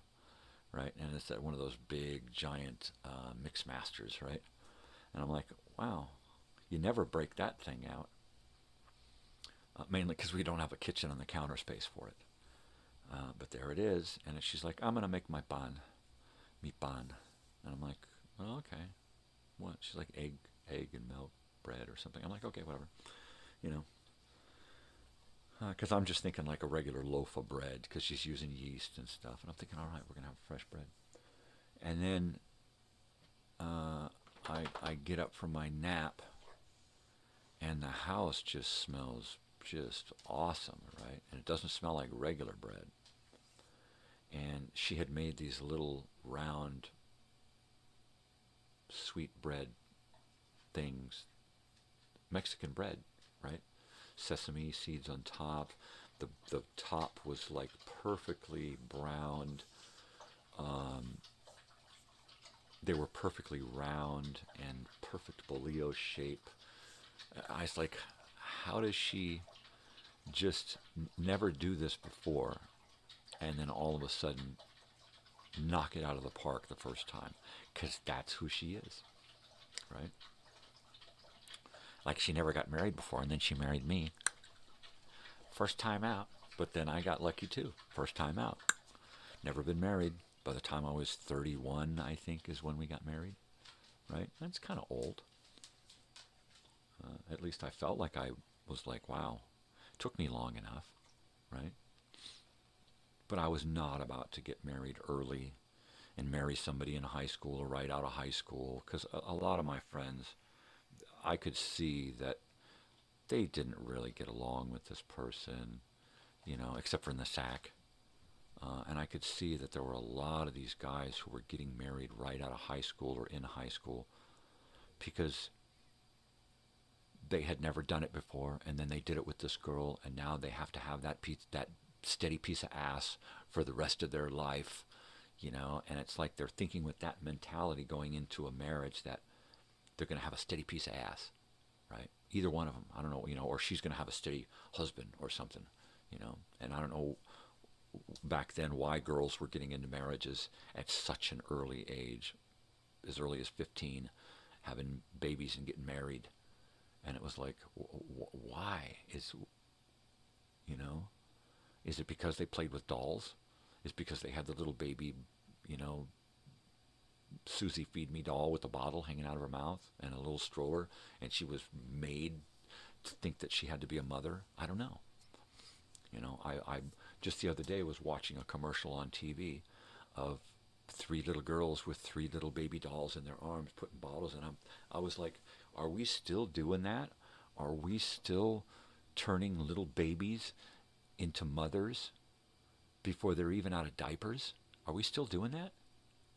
Why aren't we giving little girls books? Why aren't we giving them costumes where they're a doctor or an astronaut or a fire person, right? Why aren't we doing that? Why are we still giving girls, little baby girls, motherly stuff, right? That's why they get married at 15 or popping out babies at 15, you know. What, a teen mommy thing? That's the most horrible show in the world, was that 15 and Pregnant, or the Teen Mother show on MTV, right? Like, are you kidding me? Now you're going to blast it out there that it's okay to be 15 and pregnant? Because that's what they're seeing. It's look, if I'm 15 and pregnant, they might want me on their show, right? Because that's the way fucking young girls, young boys think, right? And, well, these shows aren't designed for bullshit. Just like flavored fucking vape shit isn't for kids. Bullshit. Of course it's for kids. You get them while they're early, you know? It's always been like that. Ad men, get them while they're fucking young, and get their parents to buy it for them. You know, how many parents do you know out there, right? How many people from my era know parents who let them smoke cigarettes and bought them cigarettes at 15, 16 years old, or who bought them booze at 16, 17 years old? Yeah, go ahead, take some beers out to your friends, right? Because it's all in the advertising, man. That's what you're going to be. You're going to be an alcoholic just like dad, granddad, great-granddad. Oh, fuck. You know? You want to go outside? Want to go outside? Let me see what Big Face wants to do. What do you want to do? Want to go outside?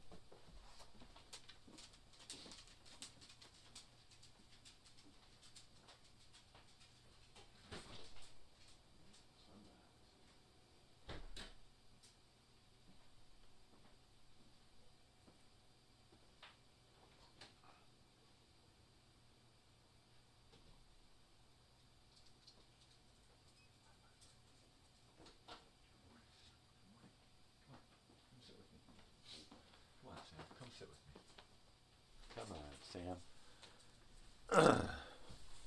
Come on, Sam. You want to go back? You want to go back? All right.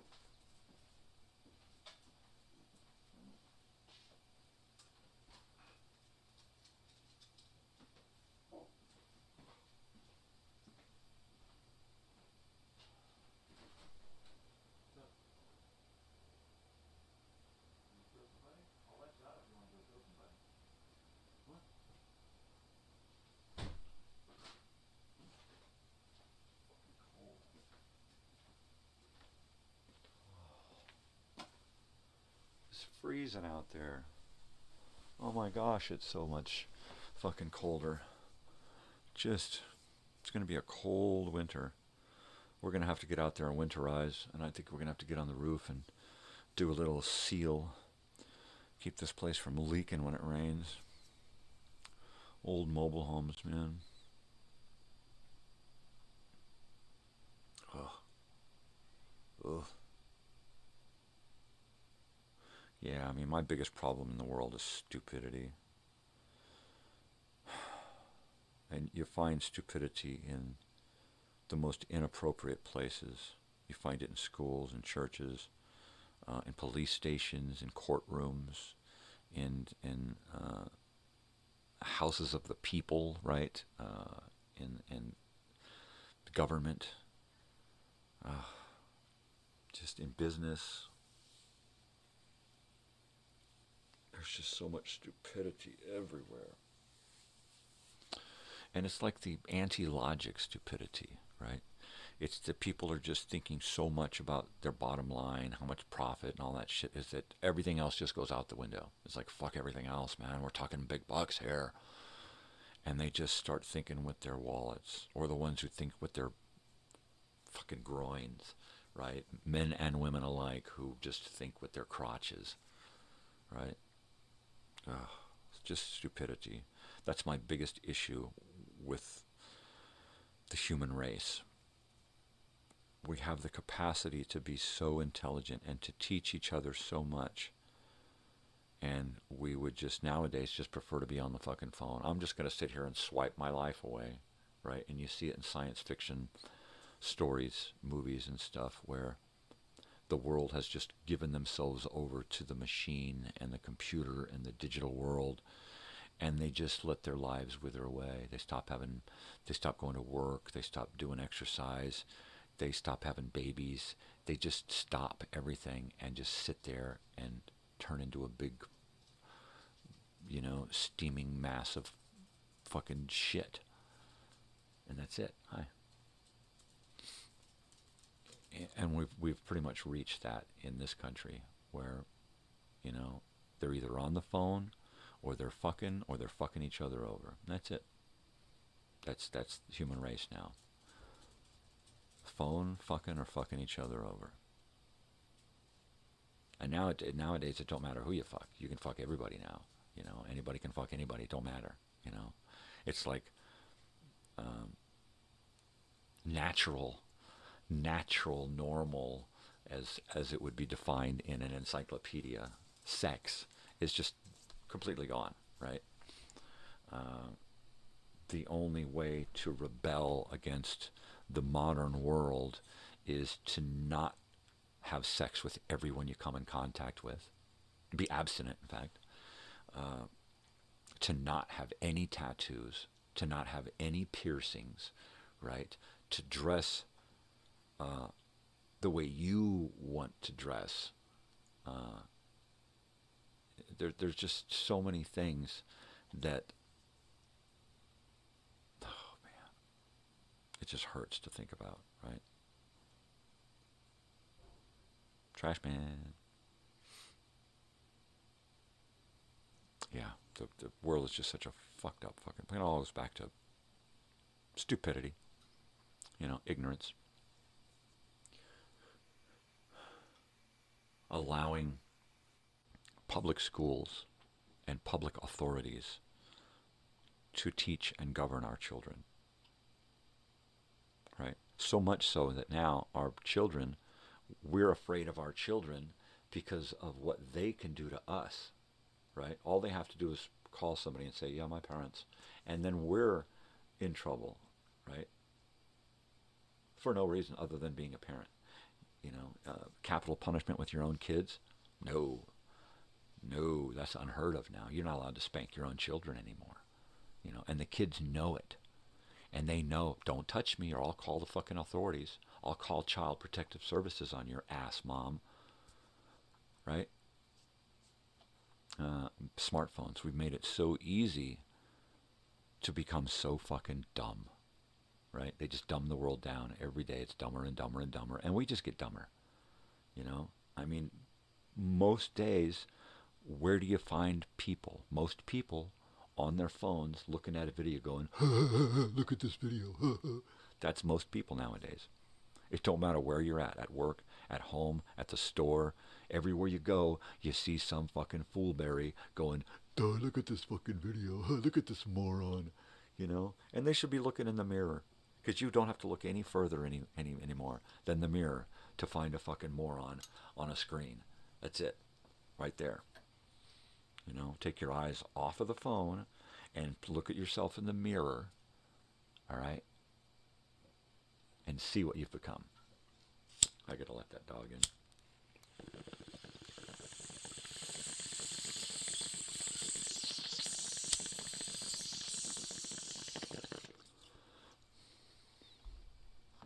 Damn stupid crackhead. All right, I'm coming, dog. Stay right there. I'll be right back. Just gonna get big face.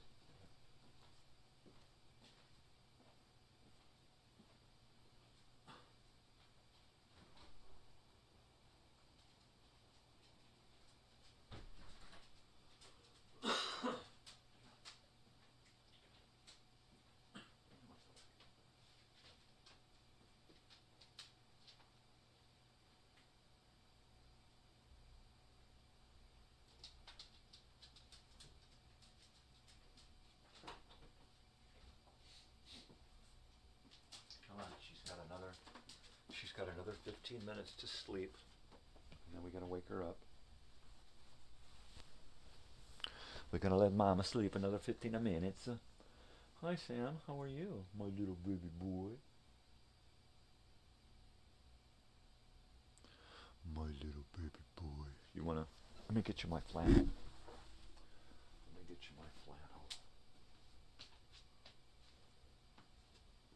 There you go, boy. There you go. I know. Sam likes to be covered up. There you go, boy. That's my boy. Yeah, you're my buddy. You want to come sit with me? Come sit with me. There we go. Hi, boy. Hi, boy. Oh, my buddy. That's my buddy. Let's get you tucked in here, okay? There we go. That's my boy. I don't want you to hide. I want you to be out here with me. Yeah, the world just frustrates me so much. I think that's probably my biggest problem is I think too much. I feel too much. I get too wrapped up in the world's problems that I can't get past the big picture. The big picture is stupidity, ignorance, you know, and using ignorance as a tool to control people, right? So many people are unaware of laws and bills and things, directives, agendas that have been written to protect the government and big business and all they're beholding to, right? And not us. And they're trying to write us out of the picture so much that if you're just a regular person, you're pretty much not going to have any rights at all. The only way you're going to have rights and abilities to do anything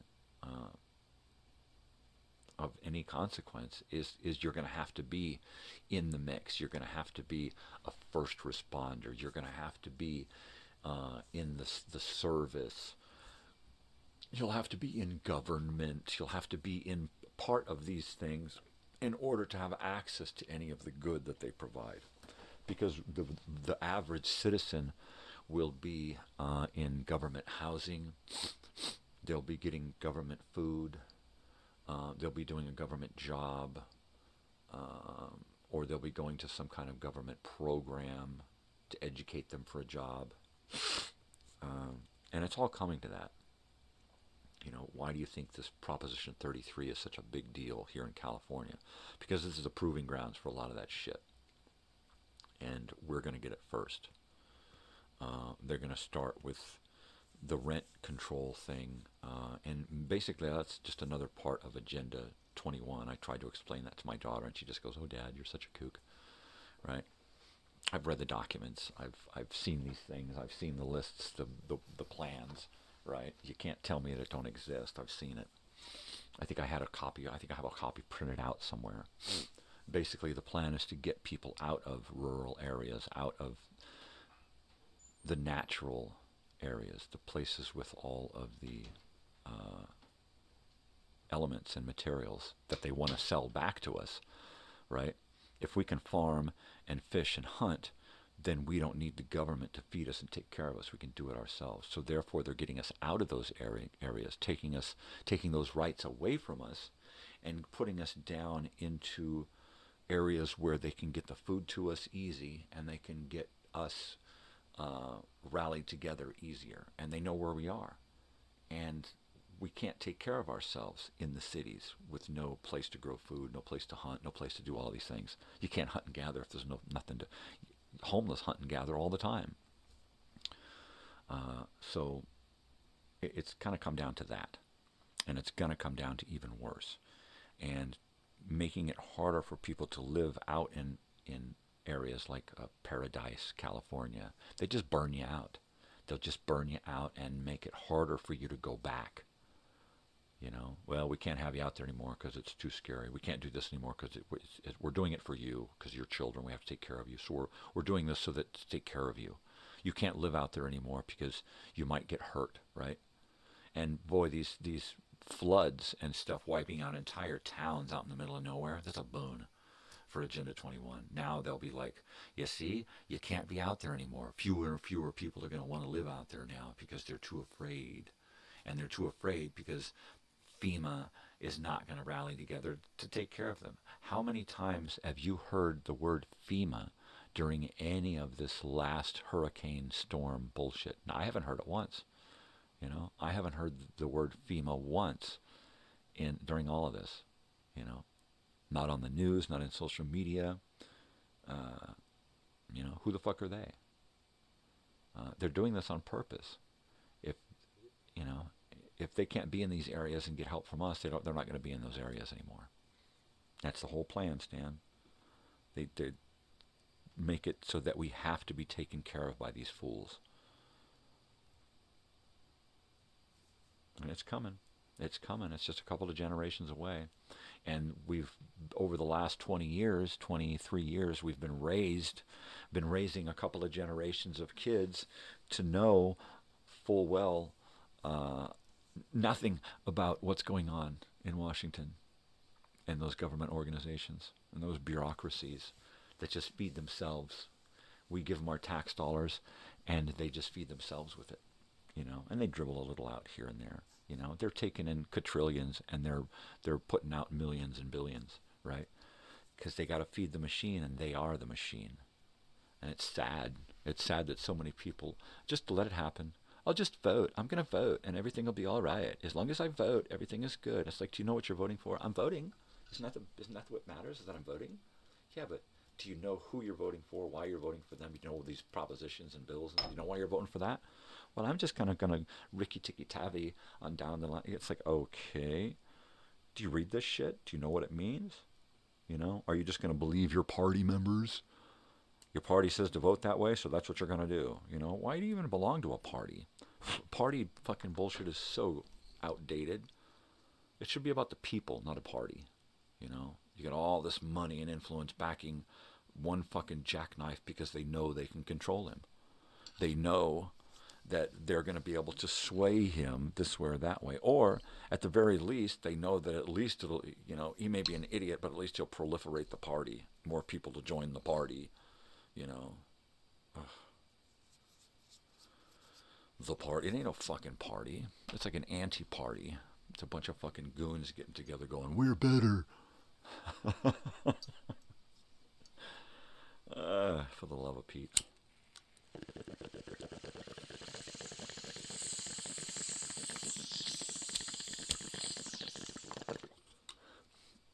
Yeah. Happy Halloweeny. No way.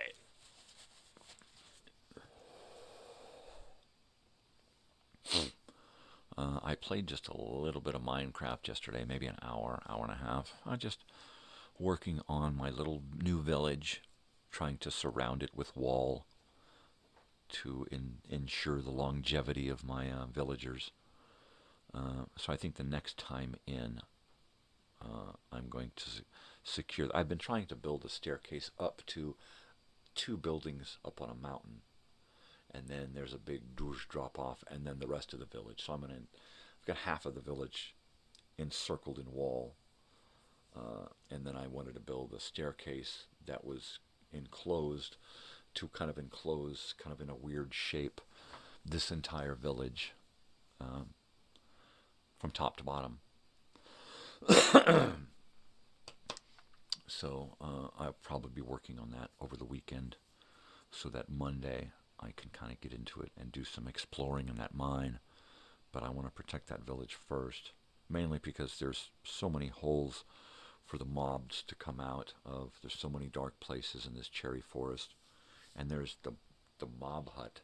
I don't know what they're fucking called. The place where those weird dudes gather with all those banners and stuff. That's kind of scary. I stay away from those guys. I try to keep milk with me. I know that milk is a cure for those guys. I don't know why. Anyways, let me go dormant here for a few minutes. I'll be back in a flash.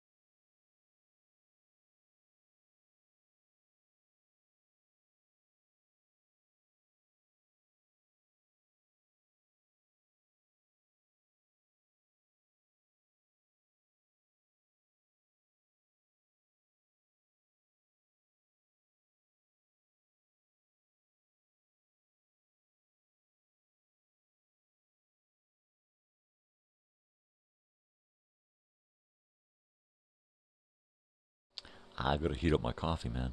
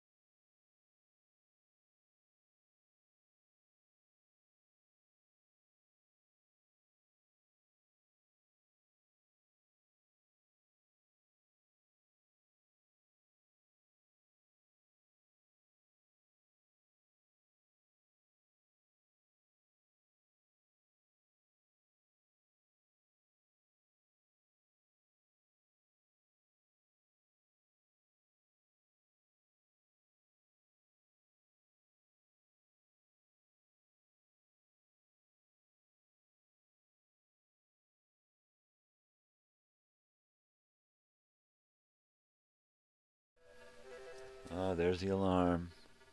Stop it, she's already awake. Just quit it. Be back in a minute.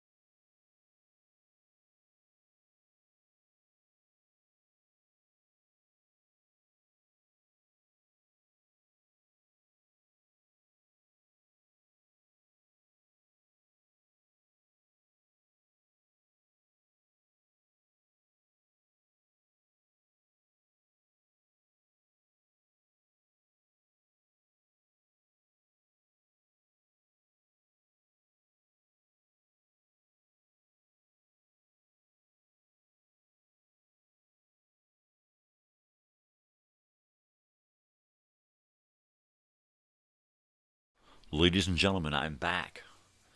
What do you say there, Ace? Ah! He says, Happy Halloween. Hi, Oliver. How are you?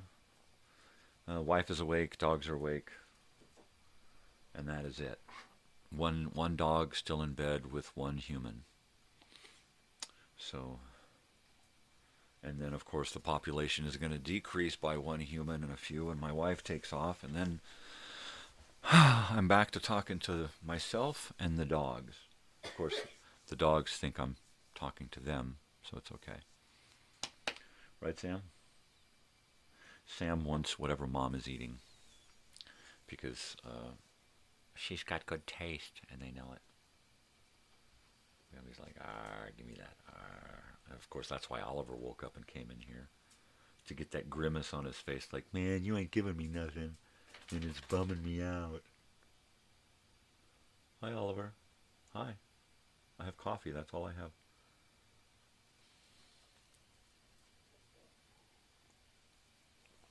Ah, hot coffee.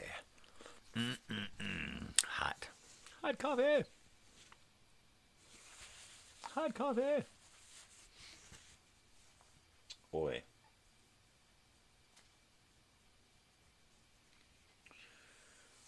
Wow.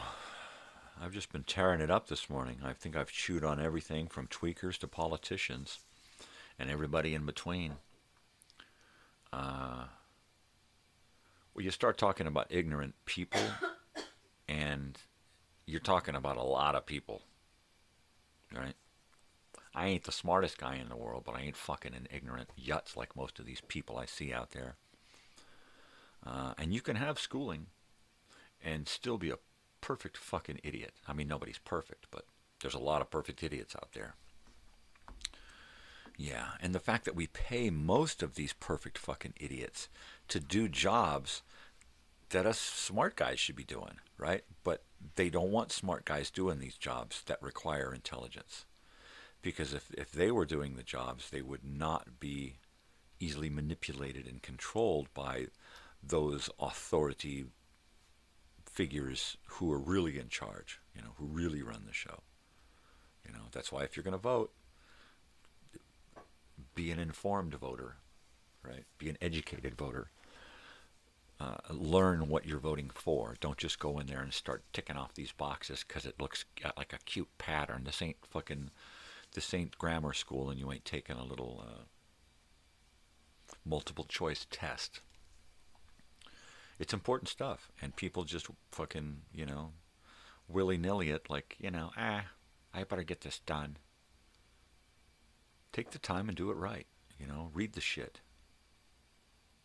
If you're going to go to vote, well, set up the day before, the night before, and read through the pamphlet and know what you're voting for. Make some notes. Take some notes in there so you know yes on this, no on that. I want to vote for this jerk because he's the least of the two fucking jerks that they're, that they're allowing me to vote on.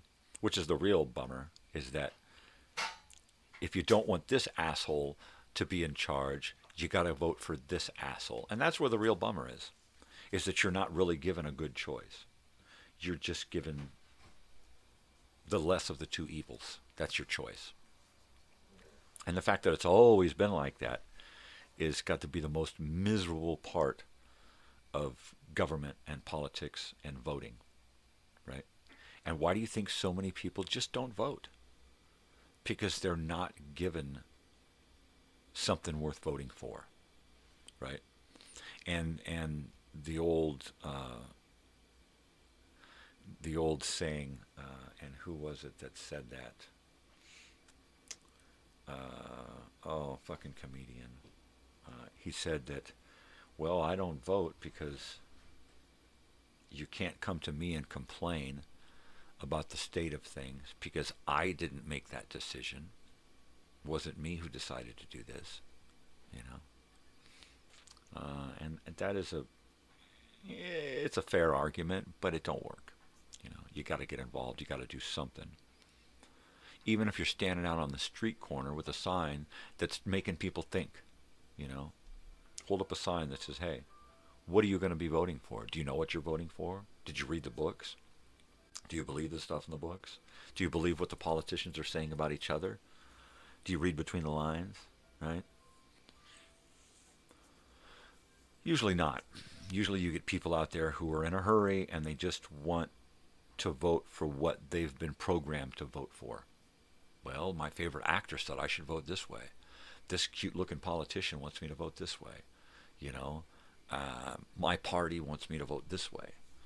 My family has always voted this way. It's just ridiculous, the reasons behind people's votes. Right? You need to cover up, Sam? Is that what you want? You want to cover up? There you go, bud. There you go. There you go, bud. He likes to get covered up when he sleeps. Funny dogs. I love little dogs. I never had a chance to have little dogs a lot while growing up. Once or twice when we were really young. But then through most of my life, it's been big dogs, big dogs, big dogs.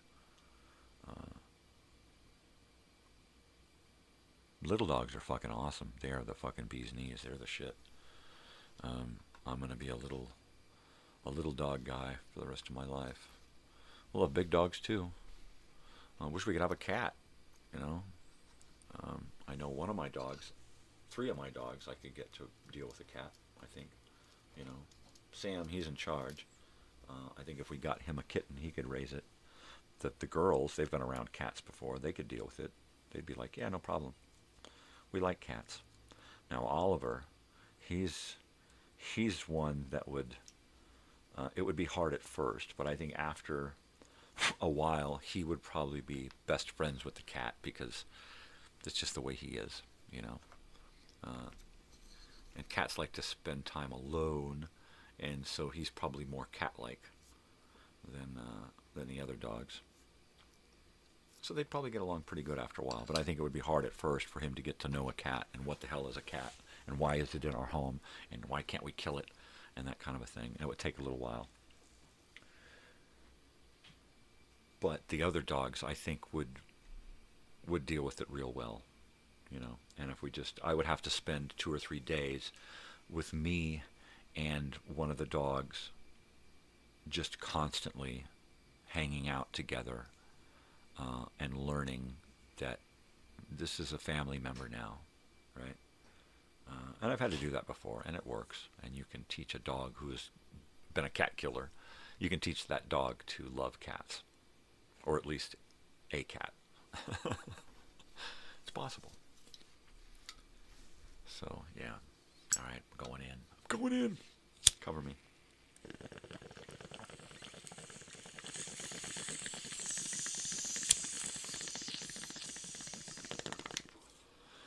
I gotta remember to take my Starsky and Hutch graphic in with me and get it put onto a shirt.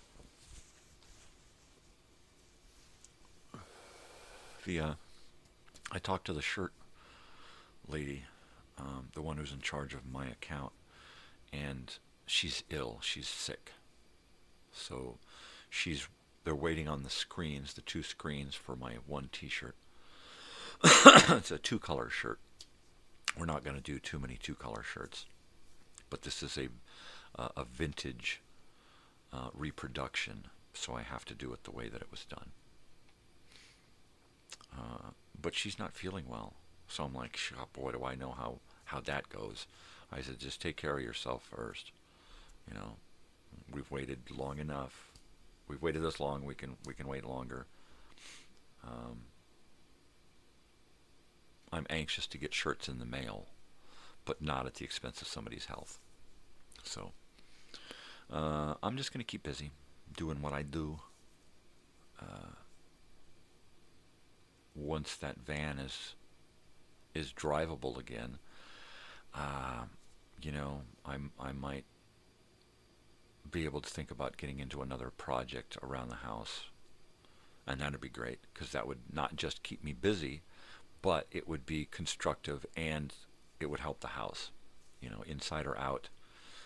Working on the outside of the house in the yard is real important because the dogs live out there between inside and out.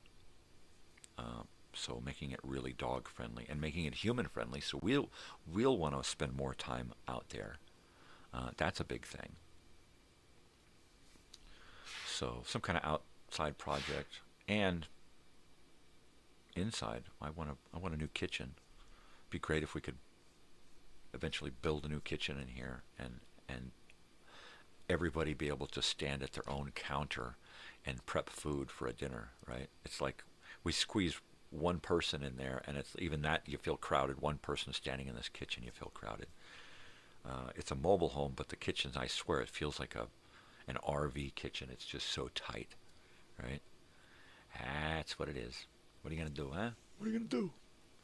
Nothing, that's what. Until you do something, and then that's it. You know, prayer changes things, but doing things changes things. You know, pray all you want, but then get up and fucking do something too, right?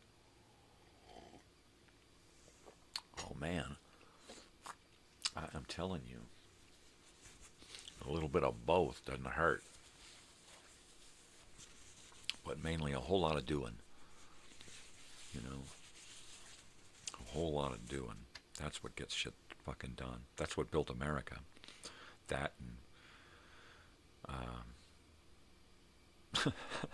and raping and pillaging and probably a whole lot of nepotism and incest and you know, you name it, this country was founded on it. You name it's horrible, this country was founded on it.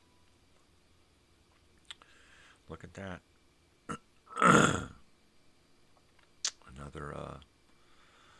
Another book in there. Ain't that swell? Ain't that swell? That's what I'm talking about. Yep. That's what pays the bills, baby. Cleaning them houses. Beats the hell out of killing myself the way I was doing it for most of my life in construction.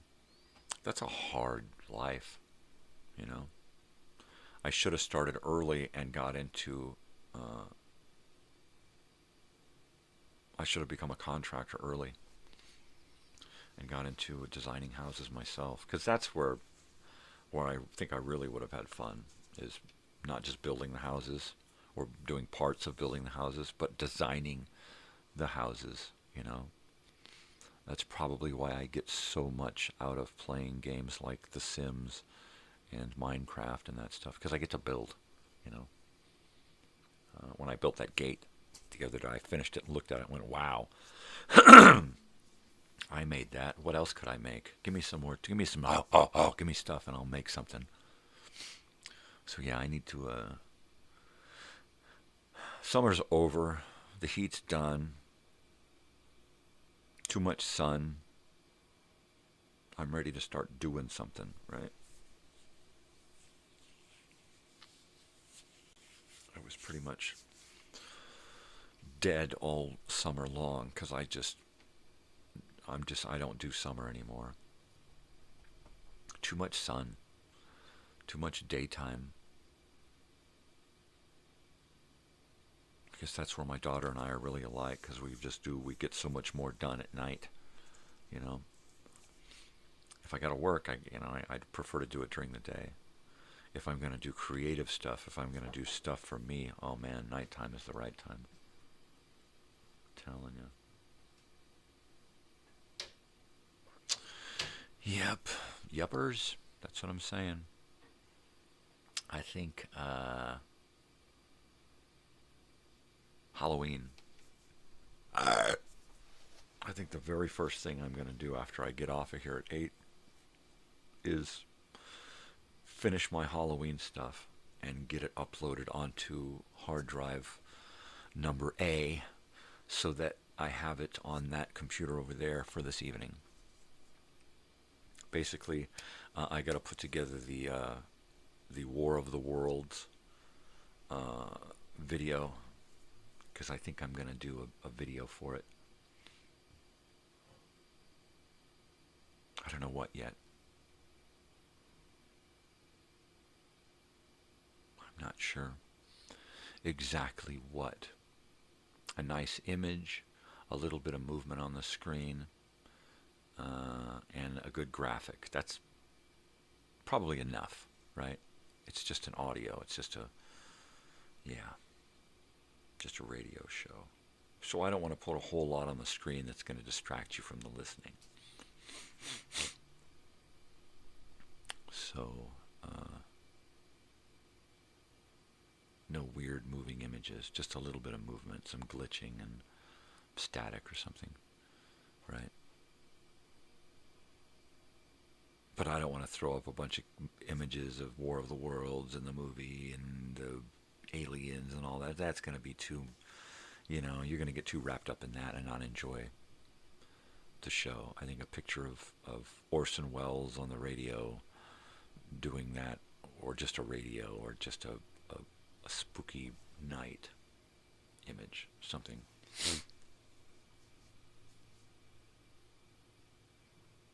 That's it. I put together an hour and 20 minutes of music and video so that I have the option of having the music in the background during the Halloween show, and then if I need, I can switch to the image and have that come up there. And that's just basically scary, walking through scary forest stuff, looking up at the moon, looking through the trees, lights, and that's about it. And that's all that's in the video. And then some spooky kind of haunted music, right? Something I can play low in the background. I might play it in the background when I'm reading.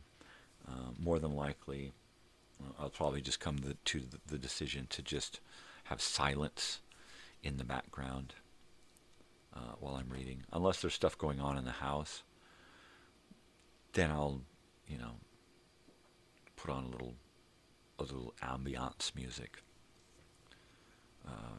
My daughter is going to her friend's house tonight early to go trick-or-treating with her and her friend's daughter, or her friend's little baby sister is still trick-or-treating age, junior high, I think, or maybe she got into high school, but they're going to go hang out with her while she's trick-or-treating. So I'm like, magenta, riffraff? Yeah, I'll be riffraff? She's like, no. I got the hair for it, but the face, all this beard, it's like riffraff crossed with Grizzly Adams, maybe. I don't know. So she won't be around, which means the dogs will be pretty much quiet. I don't know what my wife has planned, but I'll be going live at 5 for a Halloween special, and it'll be 2 to 3 hours long, probably closer to 3 hours between the reading. I think we're going to read the encyclopedia first, and then we're either going to do the War of the Worlds next, or do the reading of Hansel and Gretel. So after those three, the encyclopedia, Halloween, Hansel and Gretel, War of the Worlds, we're going to go to the Video Time Machine Halloween edition, and we're going to watch that together. That's about 35-40 minutes long. The reading stuff should take about an hour or more.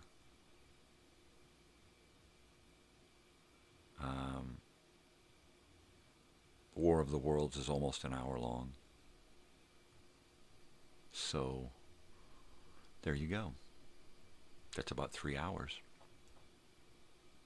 It's about 3 hours long, yeah?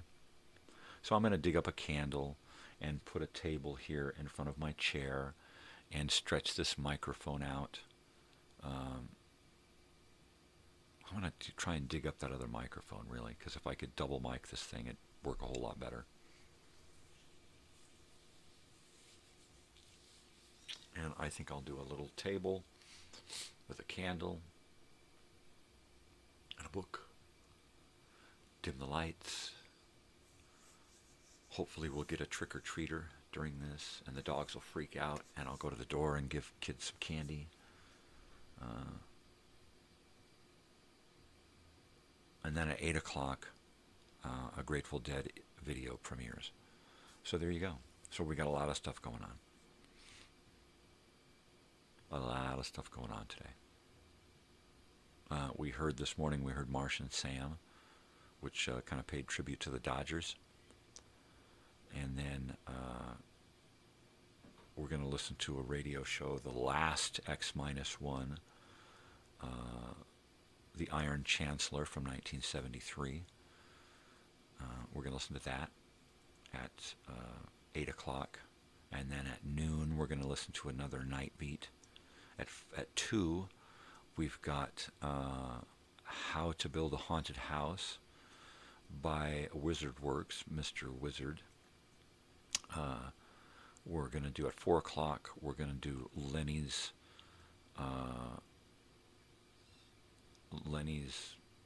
Halloween thing. I don't remember what the fuck it's called. One of those old local TV program things. And then at 5, we're going to do a Halloween special for 2 or 3 hours. And then at 8, the Grateful Dead. So that's a lot of stuff going on. Wow. I'll be back in a flash.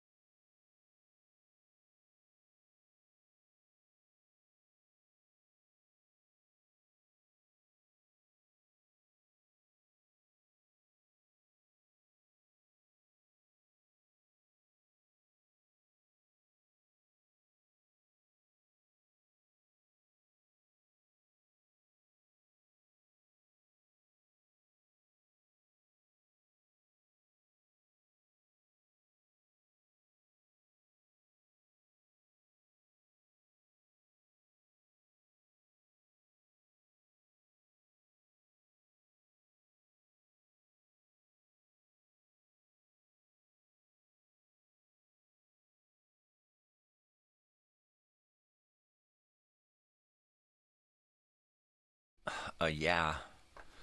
The missus is off. The sun is shining through the window.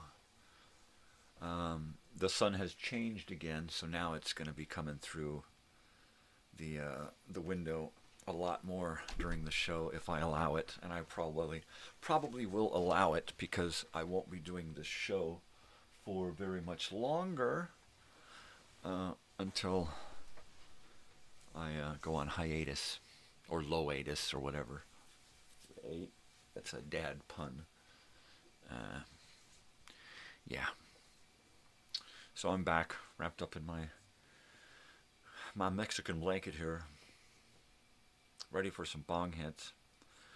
My wife informs me that she is probably going to try to bring the battery back sometime around 1-ish before in between doing things, so that I can get the van up and running, get it cleaned up, get the gate and my tools and stuff packed into it. I'll be taking the van, so I'll be able to take more, so that I'll be ready for more. And then I'll get everything ready to go this evening, so that tomorrow we can swing by Home Depot, grab a latch, and then get over there and install this. And I just looked at a photograph my wife took of the doorway where I'm installing the gate. And it's in an interior doorway to keep dogs in one part of the house. That's what the gate is for. It's a big exterior looking rustic gate, barn gate. Mainly big and heavy duty because her dogs are big and heavy duty, and they're going to be jumping up on this thing. So my installation idea should work. I may have to modify it a little, but it should work a couple of different ways depending on how it is once I get there. Mainly finding out where the studs are to get this thing installed correctly, so that and we might even look at the idea of installing it on the opposite side. Oh no, actually we can't do that because of the way the door is open, so we'd have to install it on this side. But how to attach it to the walls, we're looking at drywall. Even if it was brick, that would be worse, because then I would have to try to sink these things deep into concrete. And it would be easier than drywall, but I think wood studs, screwing the lag bolts into wood studs behind the drywall, I think is my best bet. And I may have to go at an angle to get the lag bolts, lag screws into something strong enough to hold on to. Nonetheless, I'm going to get this damn thing done and out of my hair.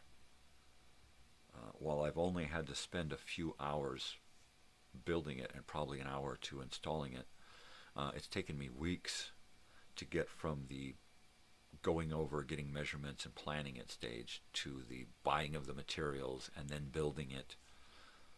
It's really only been like less than an 8-hour day altogether,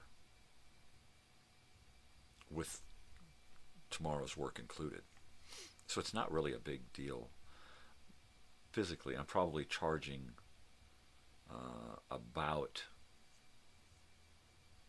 what I would normally charge. Probably less. I'm probably charging less than I would normally charge on a job like this. Having a gate built custom from where she wanted to originally get the gate from, it would have cost hundreds more, and then probably hundreds on top of that to have it shipped. A big giant oversized thing packed into a giant crate, right? Or there would still need to be assembled, because it would be created for a size, and then you'd have to assemble it and install it, right? So it would still cost 3-4 times as much as my measly little amount is, you know. Basically labor and material, or time and materials, that's it. Just labor and materials. And the labor is probably something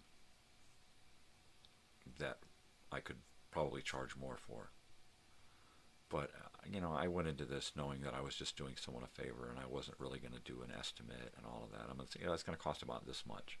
It's going to cost about this much for materials and about the same amount for labor, which is about exactly what it's come out to, right? And I got my hard drive and my USB multi-port out of it, which is what I wanted. If she happens to kick down with some extra money as a thank you, well, then I'll just buy some printer ink, right? Or something else here for the studio. Yeah, what are you going to do? That sun is coming through. It's starting to bounce off of a couple of things. See Budman on my shirt here. So I got Budman. And then my Eeyore jersey. Yeah. Or Eeyore. There's Eeyore. There's Eeyore. Right here. My little Eeyore. And I got Eeyore on my cup. I should have a blue because I'm kind of in blue. I'll have to change it for this evening and get another cup. I got another Eeyore shirt that I'll be wearing this evening. Totally. Yeah. Good old Halloweeny. Good old Halloweeny.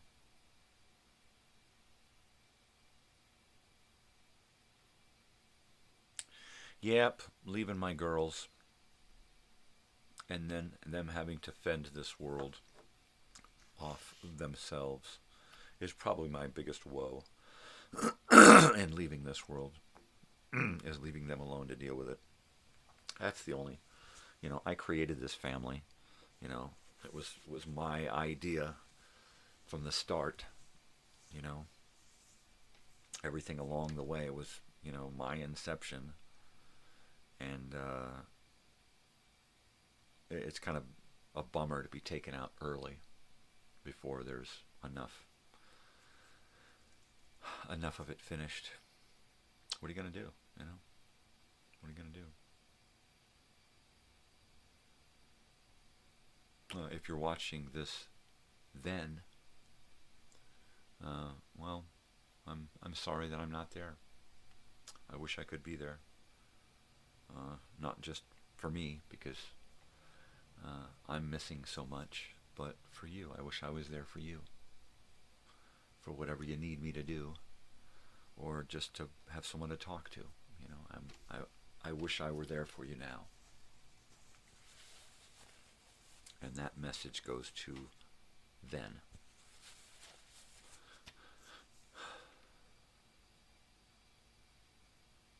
Yeah. Yeah. My eyes.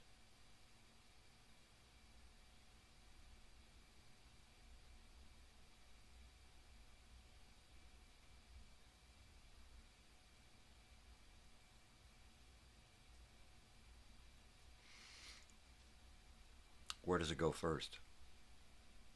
Once it starts to travel, where does it go? Gets into the blood and it starts moving around the body and it gets deposited everywhere. Where's it gonna terrorize next? Right? Not first. I'm already being terrorized. Where's it gonna hit next? Right? Where's the big C gonna bite me? Is it gonna be the brain, heart, the lungs? Probably already in the lungs. I'm figuring lungs, colon, liver, pancreas. Yeah, they're probably already just riddled. But where's it going to go next? Is it going to get to the brain? Is it going to go to the eyes? Right? Am I going to lose an eyeball? Who fucking knows? Who knows? Do I try to save myself, and how and to what end? And is that even possible? The insurance companies don't care about one life. They care about the bottom line, right?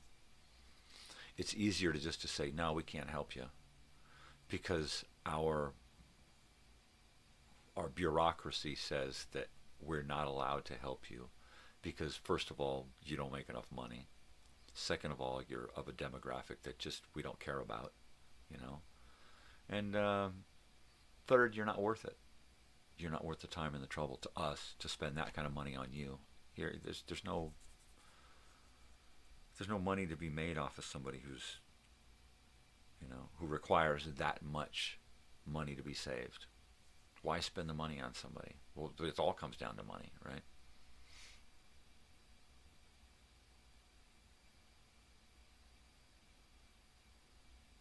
Yep. It all comes down to money. If I won the lottery, then it would all come down to connections, right?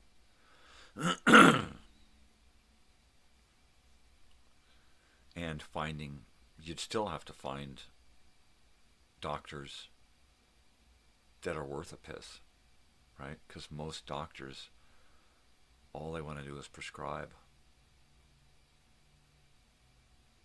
Or those surgeons who just get off on having life and death in their hands, right? Don't piss off a surgeon before surgery, you know, because he'll just say, oops, oops, you know.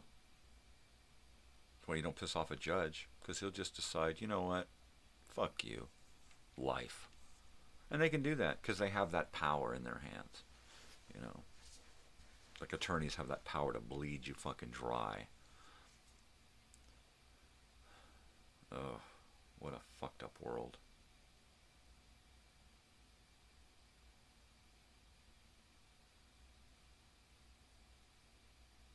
Happy Halloween. I've been wearing a mask my whole fucking life. Big time. What do I feel like doing this morning? I think I feel like bumping my shit over on the computer over to here and probably playing Minecraft for an hour.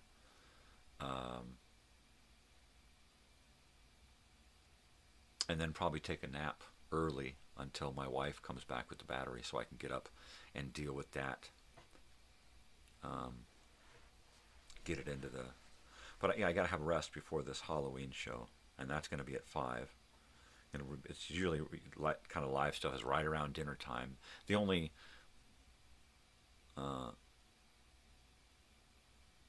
benefit is that my daughter's going to be out at her Halloween thing, and my wife will probably wind up just being sequestered in the room with a bunch of dogs watching TV, right? So this evening should be pretty easy. I just have to have my wits about me. I have to have my rest, or I just won't function properly, right? This is easy. This, I can sit here and do this, you know, until I pass out again.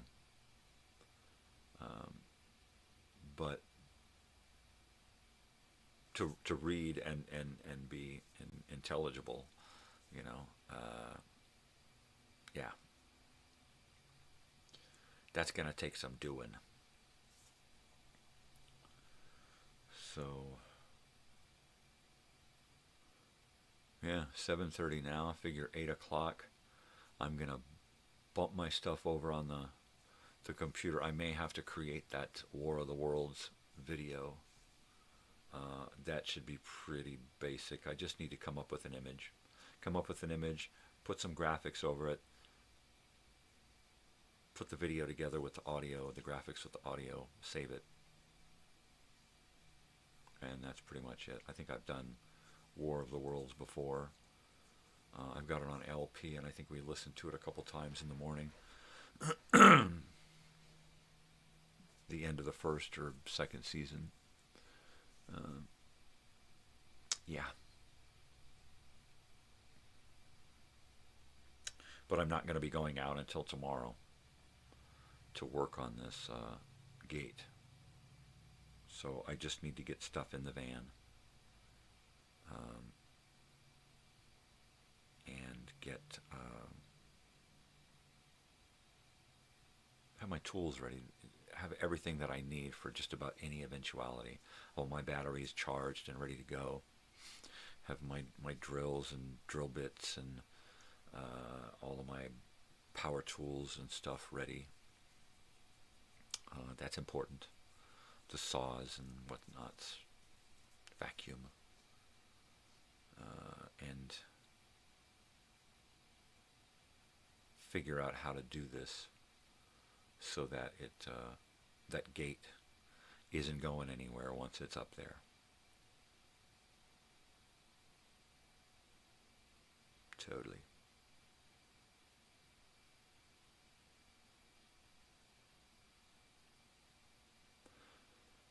But tonight's show,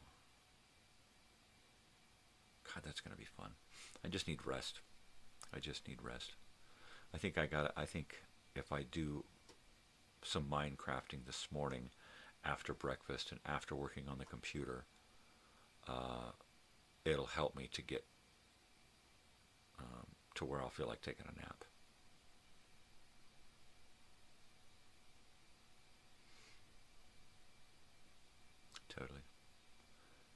Totally.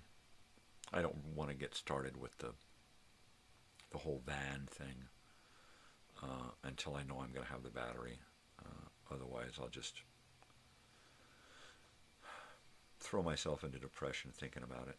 So get a battery, get it started, like, okay, I got a running van now, let me get it cleaned up, packed full of stuff, get ready to do a job. Where's that going to take me? Am I going to be driving the van more? Is it going to be, okay, let's get that mechanic over and get it, get an estimate and get some kind of schedule on buying parts, let's do that. Let's get some boom boom on the vroom vroom, or some vroom vroom on the boom boom. Let's do something here, Anyway, good morning. If you're just joining me, it's about the last 25 minutes of the show.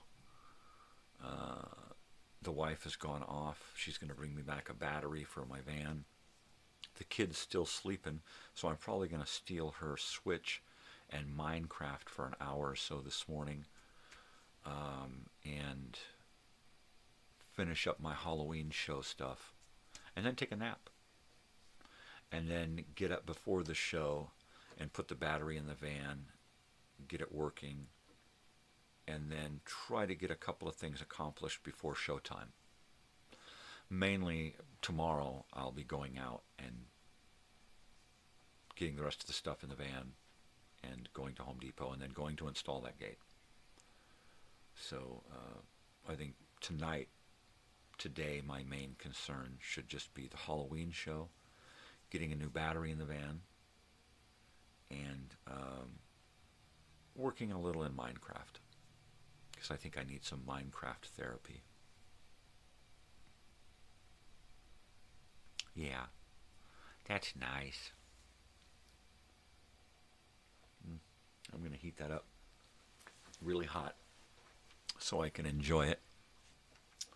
And I will be right back. Don't go nowhere, because I'll come looking for you. I had to come looking for you last time.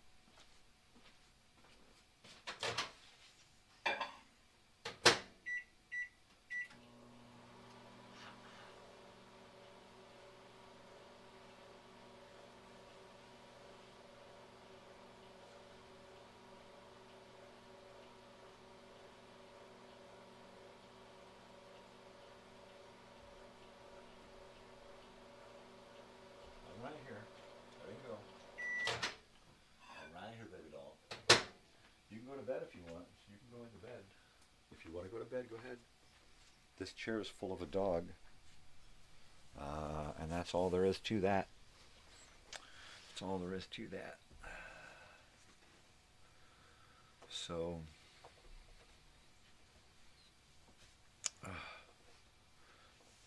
yeah, I'm actually looking forward to going on a hiatus. I've been doing this morning show for It's 200 episodes of this morning show, 5 mornings a week since early December, right? That's a lot of on-air live. I started when I was starting doing this. It was I would just go until I had to stop, and sometimes I'd be on for 6 hours, just going blah blah blah blah blah, doing whatever. And then I decided to kick it down to 3 hours and hold it at 3 hours. Mainly to give my family a break, right? And then I was doing that nighttime nonsense and nostalgia, and I did that for like 100 episodes. And I had to stop doing that every night to give my family a break, and to give me a break. And I think I'm going to just rework my schedule again so that I'm on when they're off, right?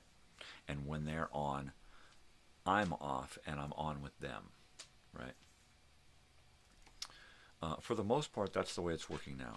You know, my daughter, she sleeps till 1 or 2 in the afternoon because of school, and my wife is pretty much out doing stuff all the time.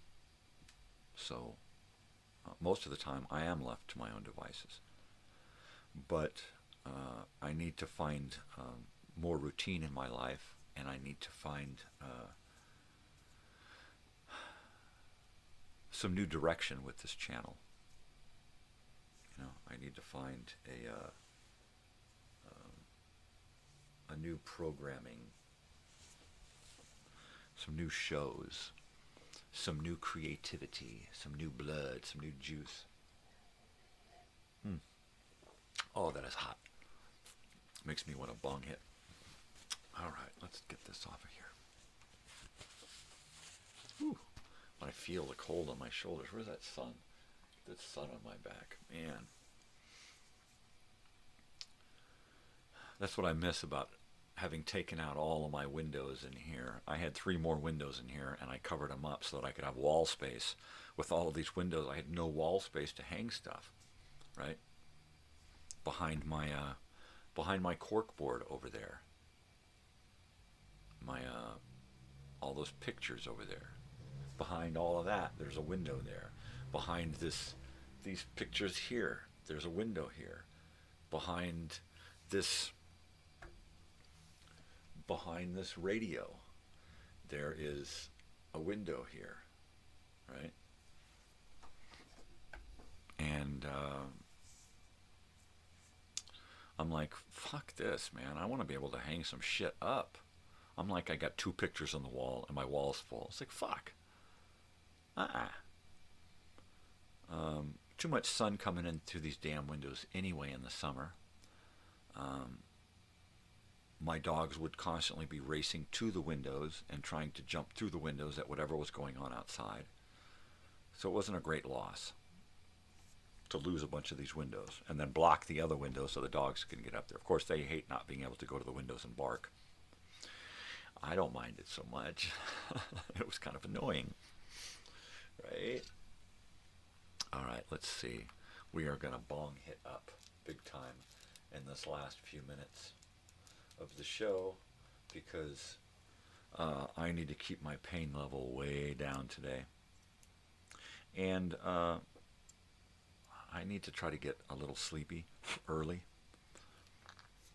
Let's see. Last night I got into bed about 10, and I think by 11 I was dozing, but I got up 3 times. Once to go from sitting up to laying down, and then twice to get up and take a fucking leak. And I hate it when it's like you get up to have to take a leak, and it's like, ah, shit, the alarm's going to go off in 40 fucking minutes, right? I hate that. Nonetheless, so I got, 3 or 4 hours sleep as usual. Yesterday, I had a little bit of a nap, which was cool. 2 or 3 hours. Not much, but enough. So today I just need to get a couple of hours rest before the show. No more than that, but no less than that. Any more, and I'll just want to sleep right on through the night. So, can't do that. Last night, the girls brought home Mexican food. Oh, and it was to die for. They go to this Mexican restaurant that has moved locations, but at the same place. They changed their name a little bit. La Casita Azul, the Blue House. And it is just beautiful food, just wonderful, great Mexican restaurant food. SoCal, original, old family Mexican food, right? The stuff that I was eating at La Granada too, back in Elsinore, back in the day, right? The stuff that you would get authentic in a restaurant back then, right? And that's just what this stuff is. The tacos, the burritos, the enchiladas, the tamales, the beans and rice. So I'm a fan of the combo, right? Because I like to get the beans and the rice, right? So my favorite combo is the mix and match combo, where I'll usually get a shredded beef tamale, a shredded beef enchilada, and then I'll get a bean and cheese burrito that I'll usually eat the next day because I can't eat all of it. So they got it this time, and they ordered a taco, right? And I'm thinking, well, that's good. Now my wife can eat the taco, right? And so before she says anything, before I say anything when she gets home, she's like, oh, and I can have that taco for me. And then she grabbed tamales out of the freezer and heated up a couple of those. And I'm like, wow, she's creative. So I shared my plate with her, like I always do. I'll always order too much. When she says, no, I don't want anything, I'll order too much and then say, okay, here, share it with me. I'll get a big giant burger, and then I'll cut it kind of in half, but kind of a smaller half because she doesn't like to eat a whole lot. So I'll cut a smaller half and then say, you know what, I can't finish this here. Why don't you eat this? So we often sit and split a meal. We go out to a restaurant. When our friend was here, he took us out to a restaurant, and we split a plate because it was just huge, right? He even ate some off of my plate because it was just huge, right? And I don't eat a lot anymore. So I love to sit and share plates full of food with my wife. That's what I enjoy about getting one of those big giant nachos from the food places. We used to get them with carne asada, and then I just got burned out on eating too much beef all the time. So now nachos is one of those things that we get with extra beans and extra guacamole and cheese and sour cream and extra green avocado salsa and whatever else we can just fucking throw on there, right? But no meat. But I love to sit and share one of those. Ever since we were dating, we would sit and share a big giant nachos together. Yeah. So sometimes I'll share it with my wife, sometimes I'll share it with my daughter, sometimes the three of us will sit around and eat off a big giant plate of nachos. Yeah, that's good stuff. I love that. I love that. Oh, my bong hit here. It must be getting close to time to go. There's nobody here.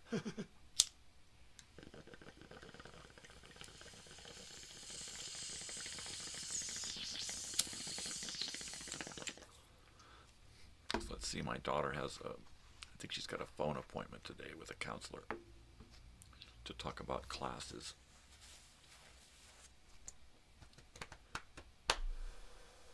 Hopefully I'll be asleep until about then.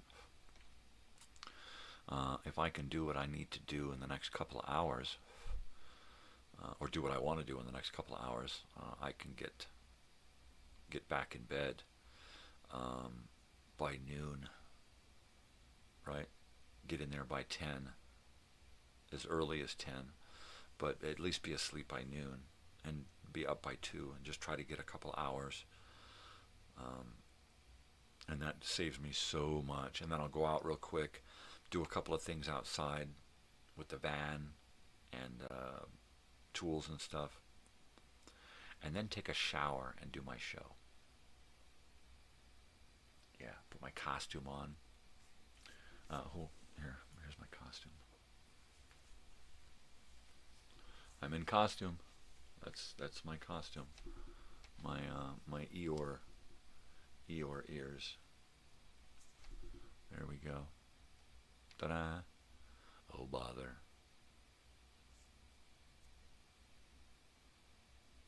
Totally.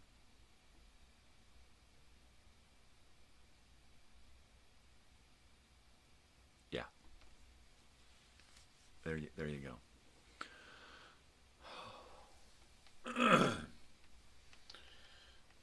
Yeah. I get up at 4 in the morning to come here and do this.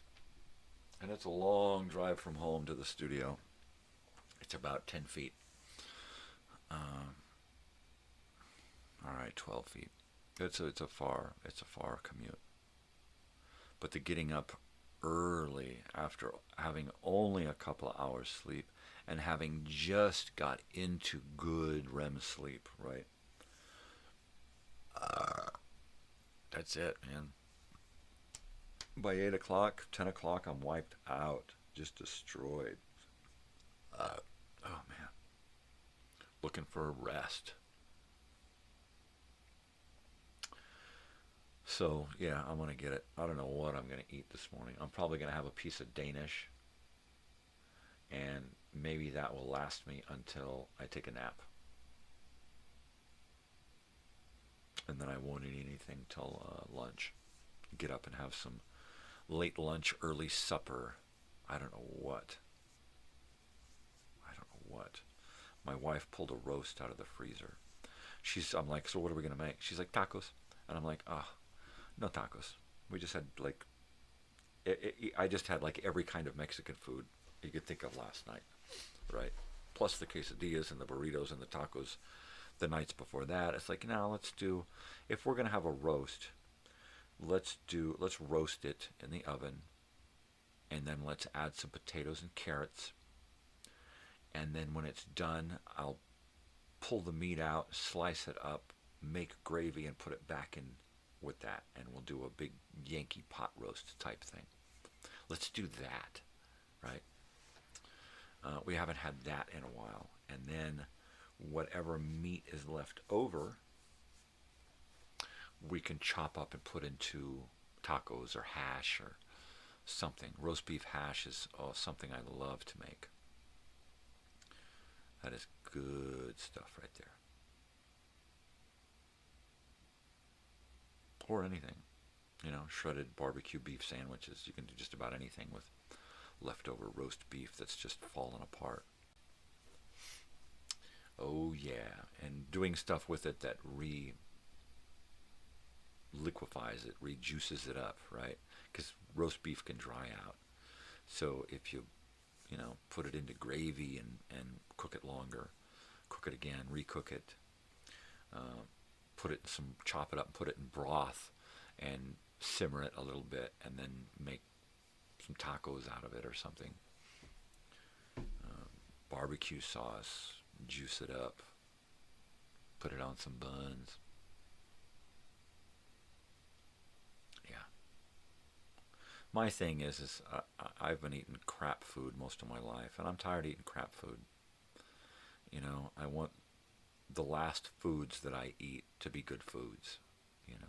It's not going to save my life, but I want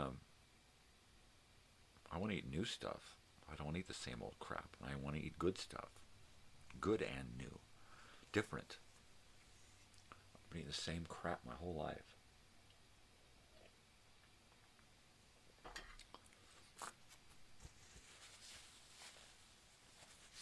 So at least a couple of times a month, we try to introduce something new.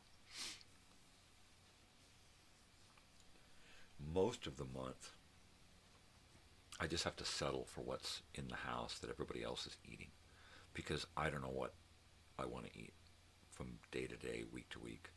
I know that I want to eat different stuff, but I don't know what that is, so I just have to settle for what's happening, right? That's kind of a bummer. So some of the stuff that I get to eat is new and different. I'll go to the store and I'll think, well, let's do this. Let's try something different. Let's get a little of this and a little of that. It's usually still processed. It's still, sometimes it's from scratch. My wife made birria the other day for the first time. She's Mexican, right? Born and raised in Mexico. The first time she's ever made birria. And it was to die for. I'm hoping we get that again, because that's something we don't get to have in our house a lot, right?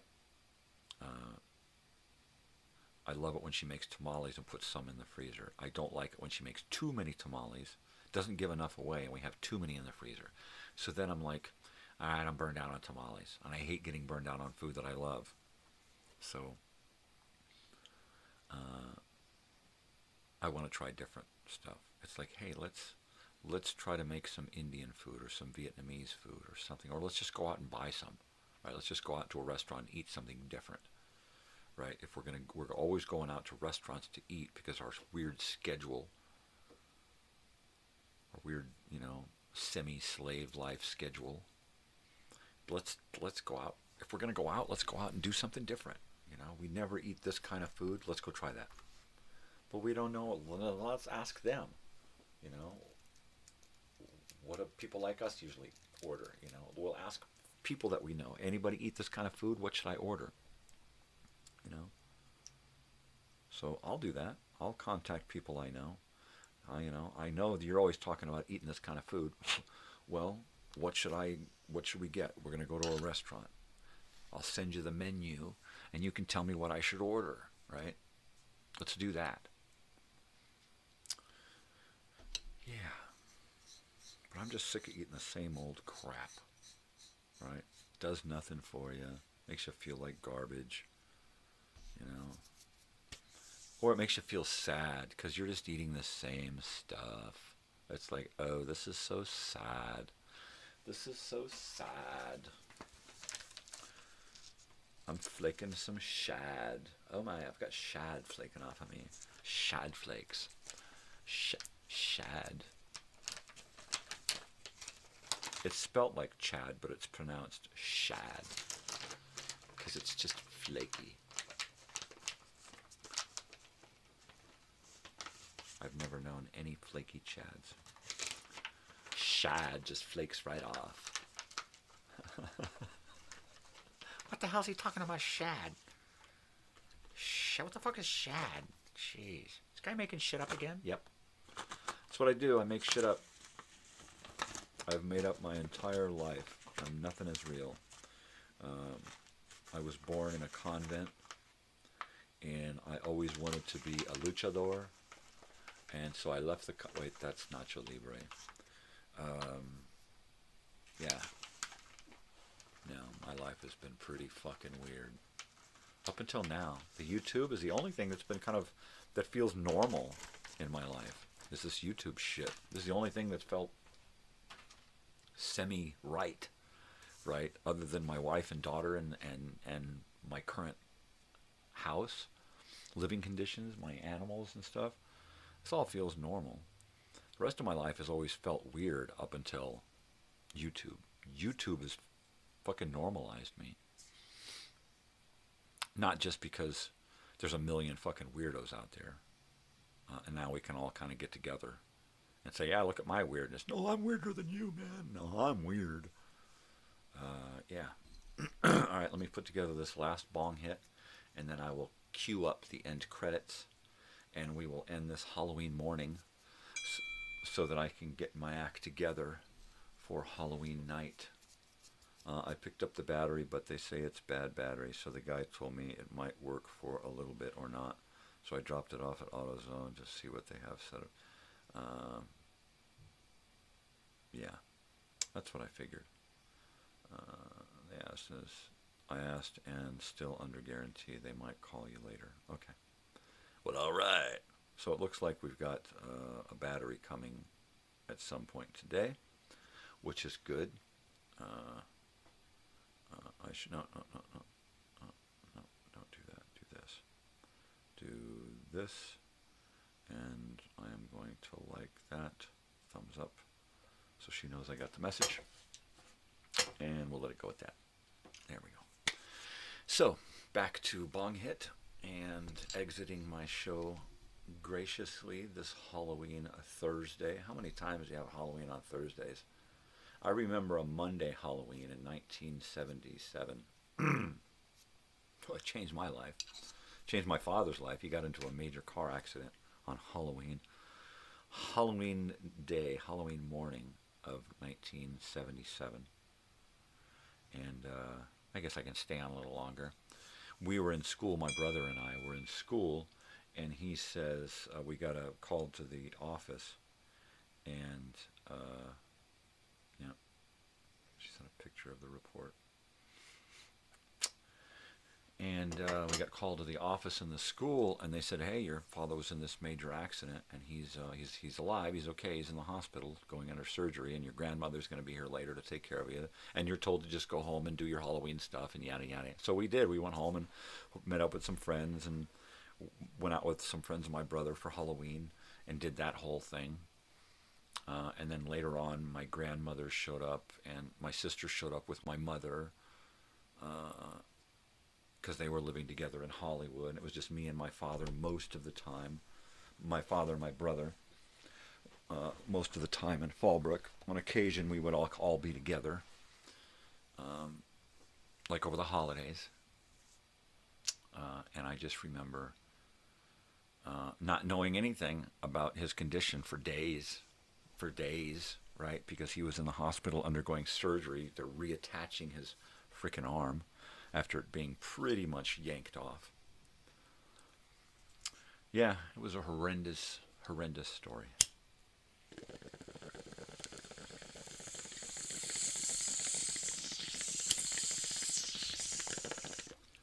That was a Monday. Halloween, 1977. It was a Monday, definitely a Monday. It was sunny. It was a little bit of clouds in the sky, but it was sunny, mostly sunny.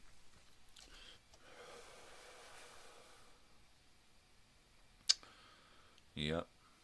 My brother's friend had a sister who dressed up like Peter Criss. And, oh, she was a dead ring of her face when she got done. Her face, but not only her makeup, but her face structure, her mouth and everything. She had that Peter Criss look, and she had made this this costume that was just really bitchin'. Really, really bitchin', you know. And that was one of those things that really stood out in my mind. I don't even remember what I wore, or if I wore anything for Halloween. Because, of course, we had no parental supervision that evening. I don't know what the fuck we did.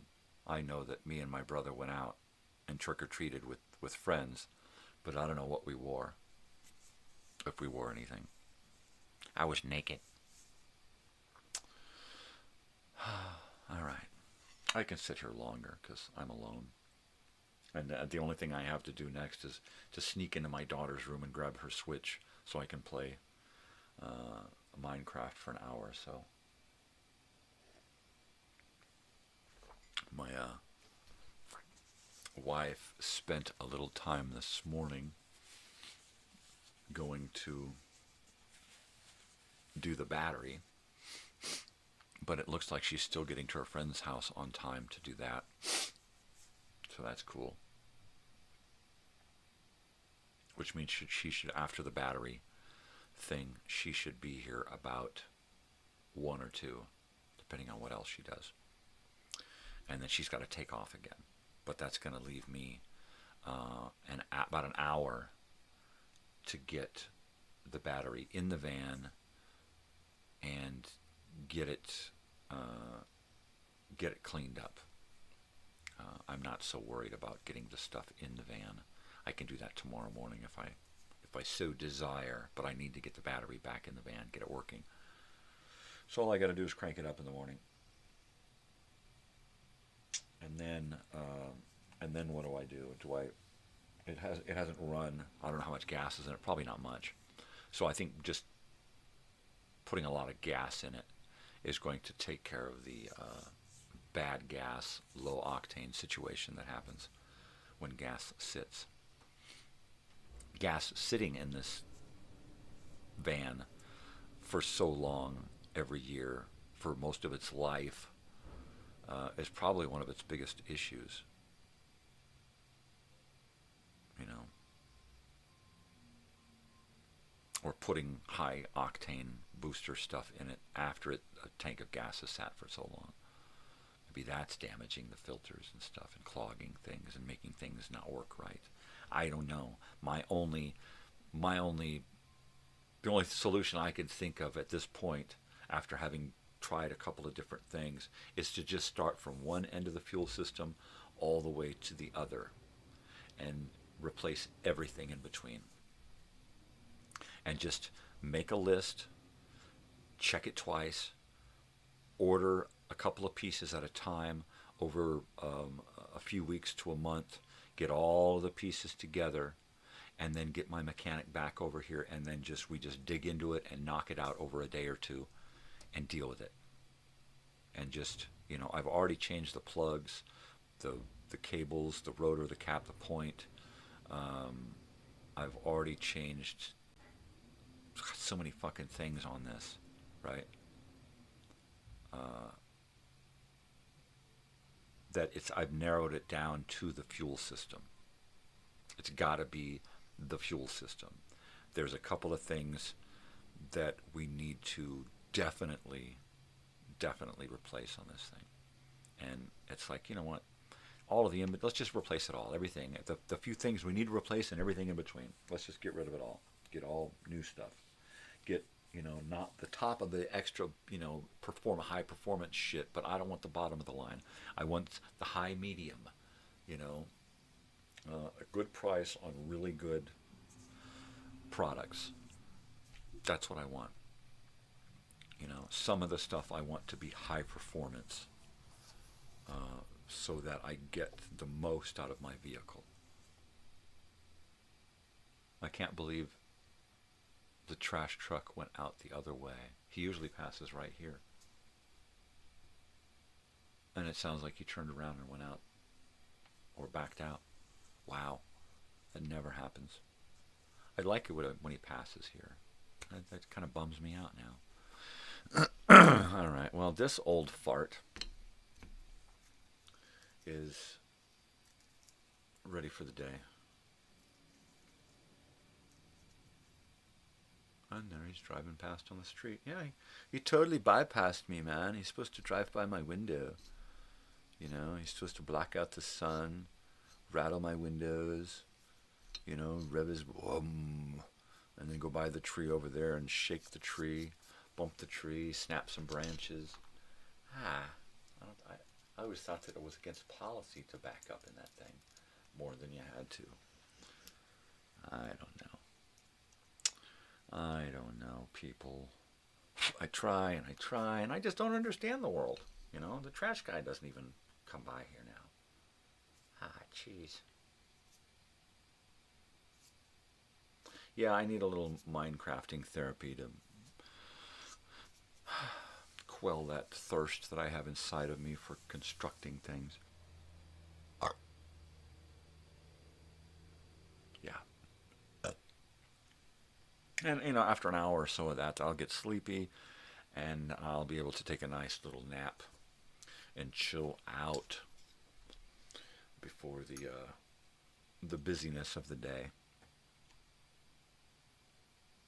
Because I'll probably get woken up from a phone call or some other thing. So it's probably best to get started with that nap thing as soon as possible. Get some food in me and then get into bed. Get some food in me and then sit up, play Minecraft so I can do a little digesting and then get into bed. But get into bed. Get into bed. Get into bed. Yeah, when you got my hairball fucking schedule where I can't sleep for more than 3 or 4 hours out of whack because it hurts too much. And my body just won't let me. I just will wake up after 3 or 4 hours like, oh, fuck, I can't sleep anymore. Whether it's a nap or in the middle of the night, you know. And then it goes on like that all week long, all that week long, all week. And then I get to the end of the week, and by then I'm just sleeping an hour or two in those periods. And Saturday morning will come along, and there'll be nothing to do. I won't have to get up for this. I won't have to do this or that or the other. And my body knows it. And I'll get 6 hours straight. But then I try to wake up, and I'm paralyzed. My body is just cramped up. My neck is stiff from being in one spot for too long.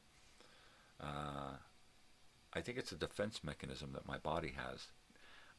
I'm not allowed to sleep too long because it's just going to create more pain, right? Whereas if I get to a certain point of pain where it's way high, I have to go lay down, put myself into a sit-up position with pillows packed up around my neck so that I can't move. And then I just pass the fuck out. And I go into like what I call a pain coma, where for a good hour or two, I'm completely dead to the world. The world does not exist. I am completely out of it. And as long as I don't move,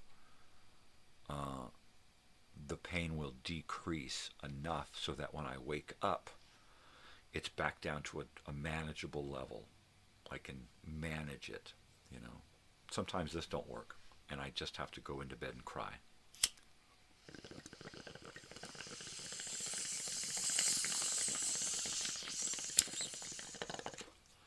But I'd rather do that than to take fucking pills. Because those just destroy me from every fucking angle. Right, Ace? He don't like pills either. He did that too much back in the 70s and 80s. Poor Ace. Yep. My holiday chicken and his Ace Frehley mask. Ace Frehley, sorry, Frehley. Yeah. Totally, man. There's absolutely a little bit more coffee here. It's not hot, but it's almost gone. All right, people, I guess I should probably try to check out of here and push on with my day. There's my dog is waking up underneath his flannel. Oh, you're so warm. I should have had you in my lap.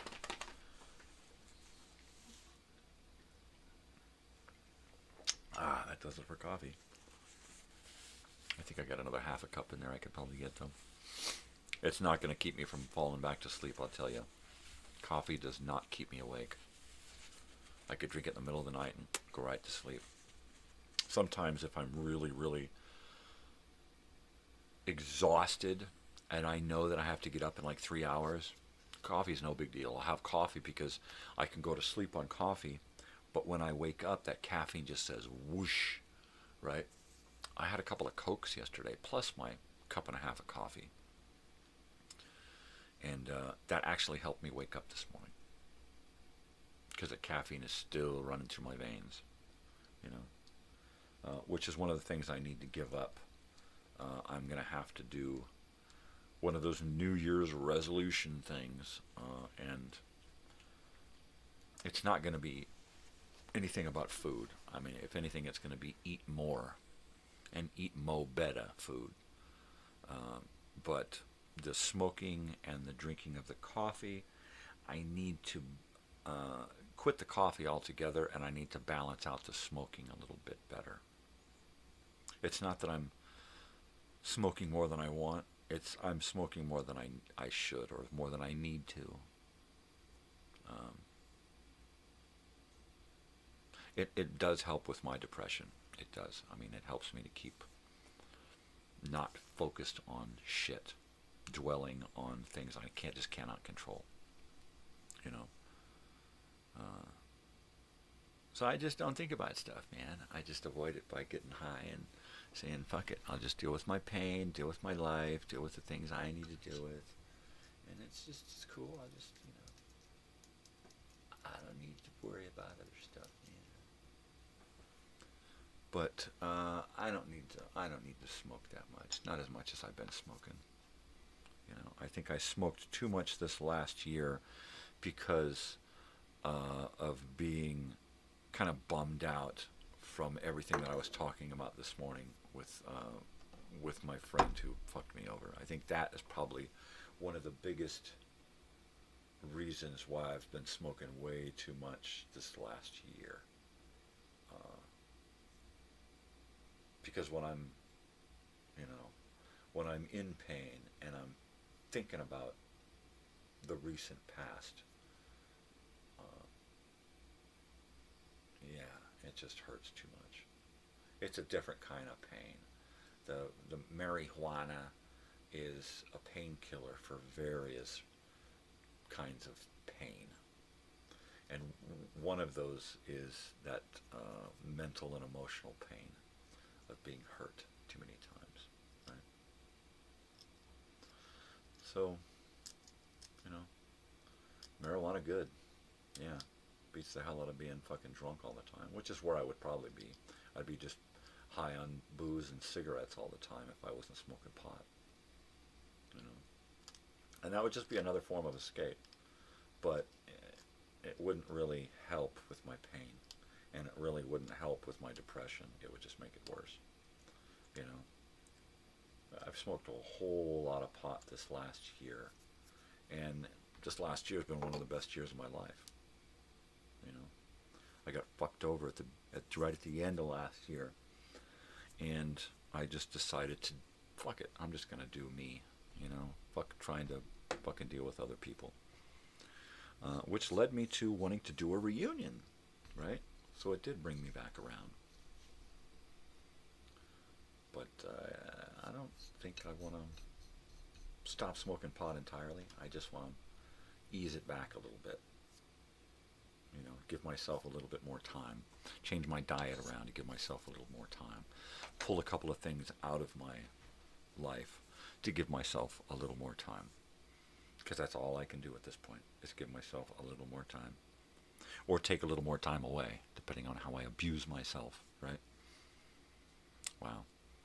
That's great. All right, well, I'm going to do my last bong hit. I've finished my coffee.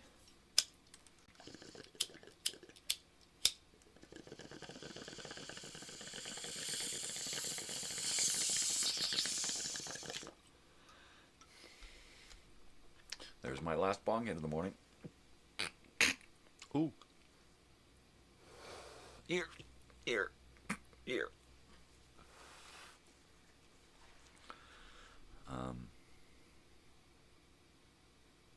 That's all I got to say about that. I don't know what else to say about this morning.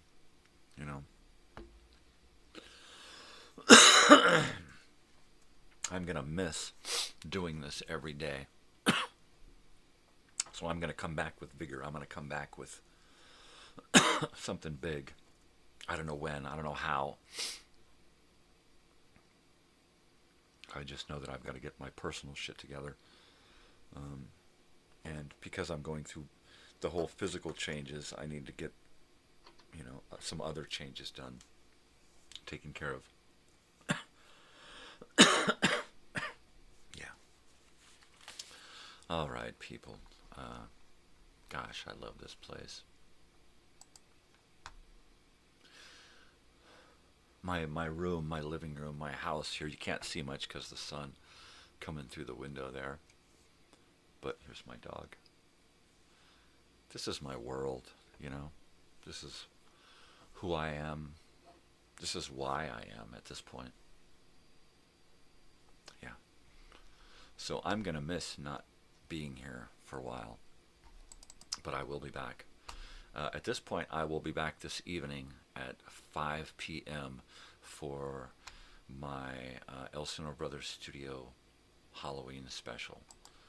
And I guess I should probably try to put together some kind of graphic for tonight. So I'll be working on that. All right, people. As usual, be nice to each other. Be kind. Spread peace and love, not bullshit. But most especially, everybody out there, remember to stay weird, because if you ain't weird, ain't nobody gonna do it for you. All right, people, do something for yourself, but do something for somebody else, too. Take care of each other. All we got is each other, right? So let's look out for each other. All right, people, I will see you this evening. Happy Halloween. Take care. Adios. Love you. Bye.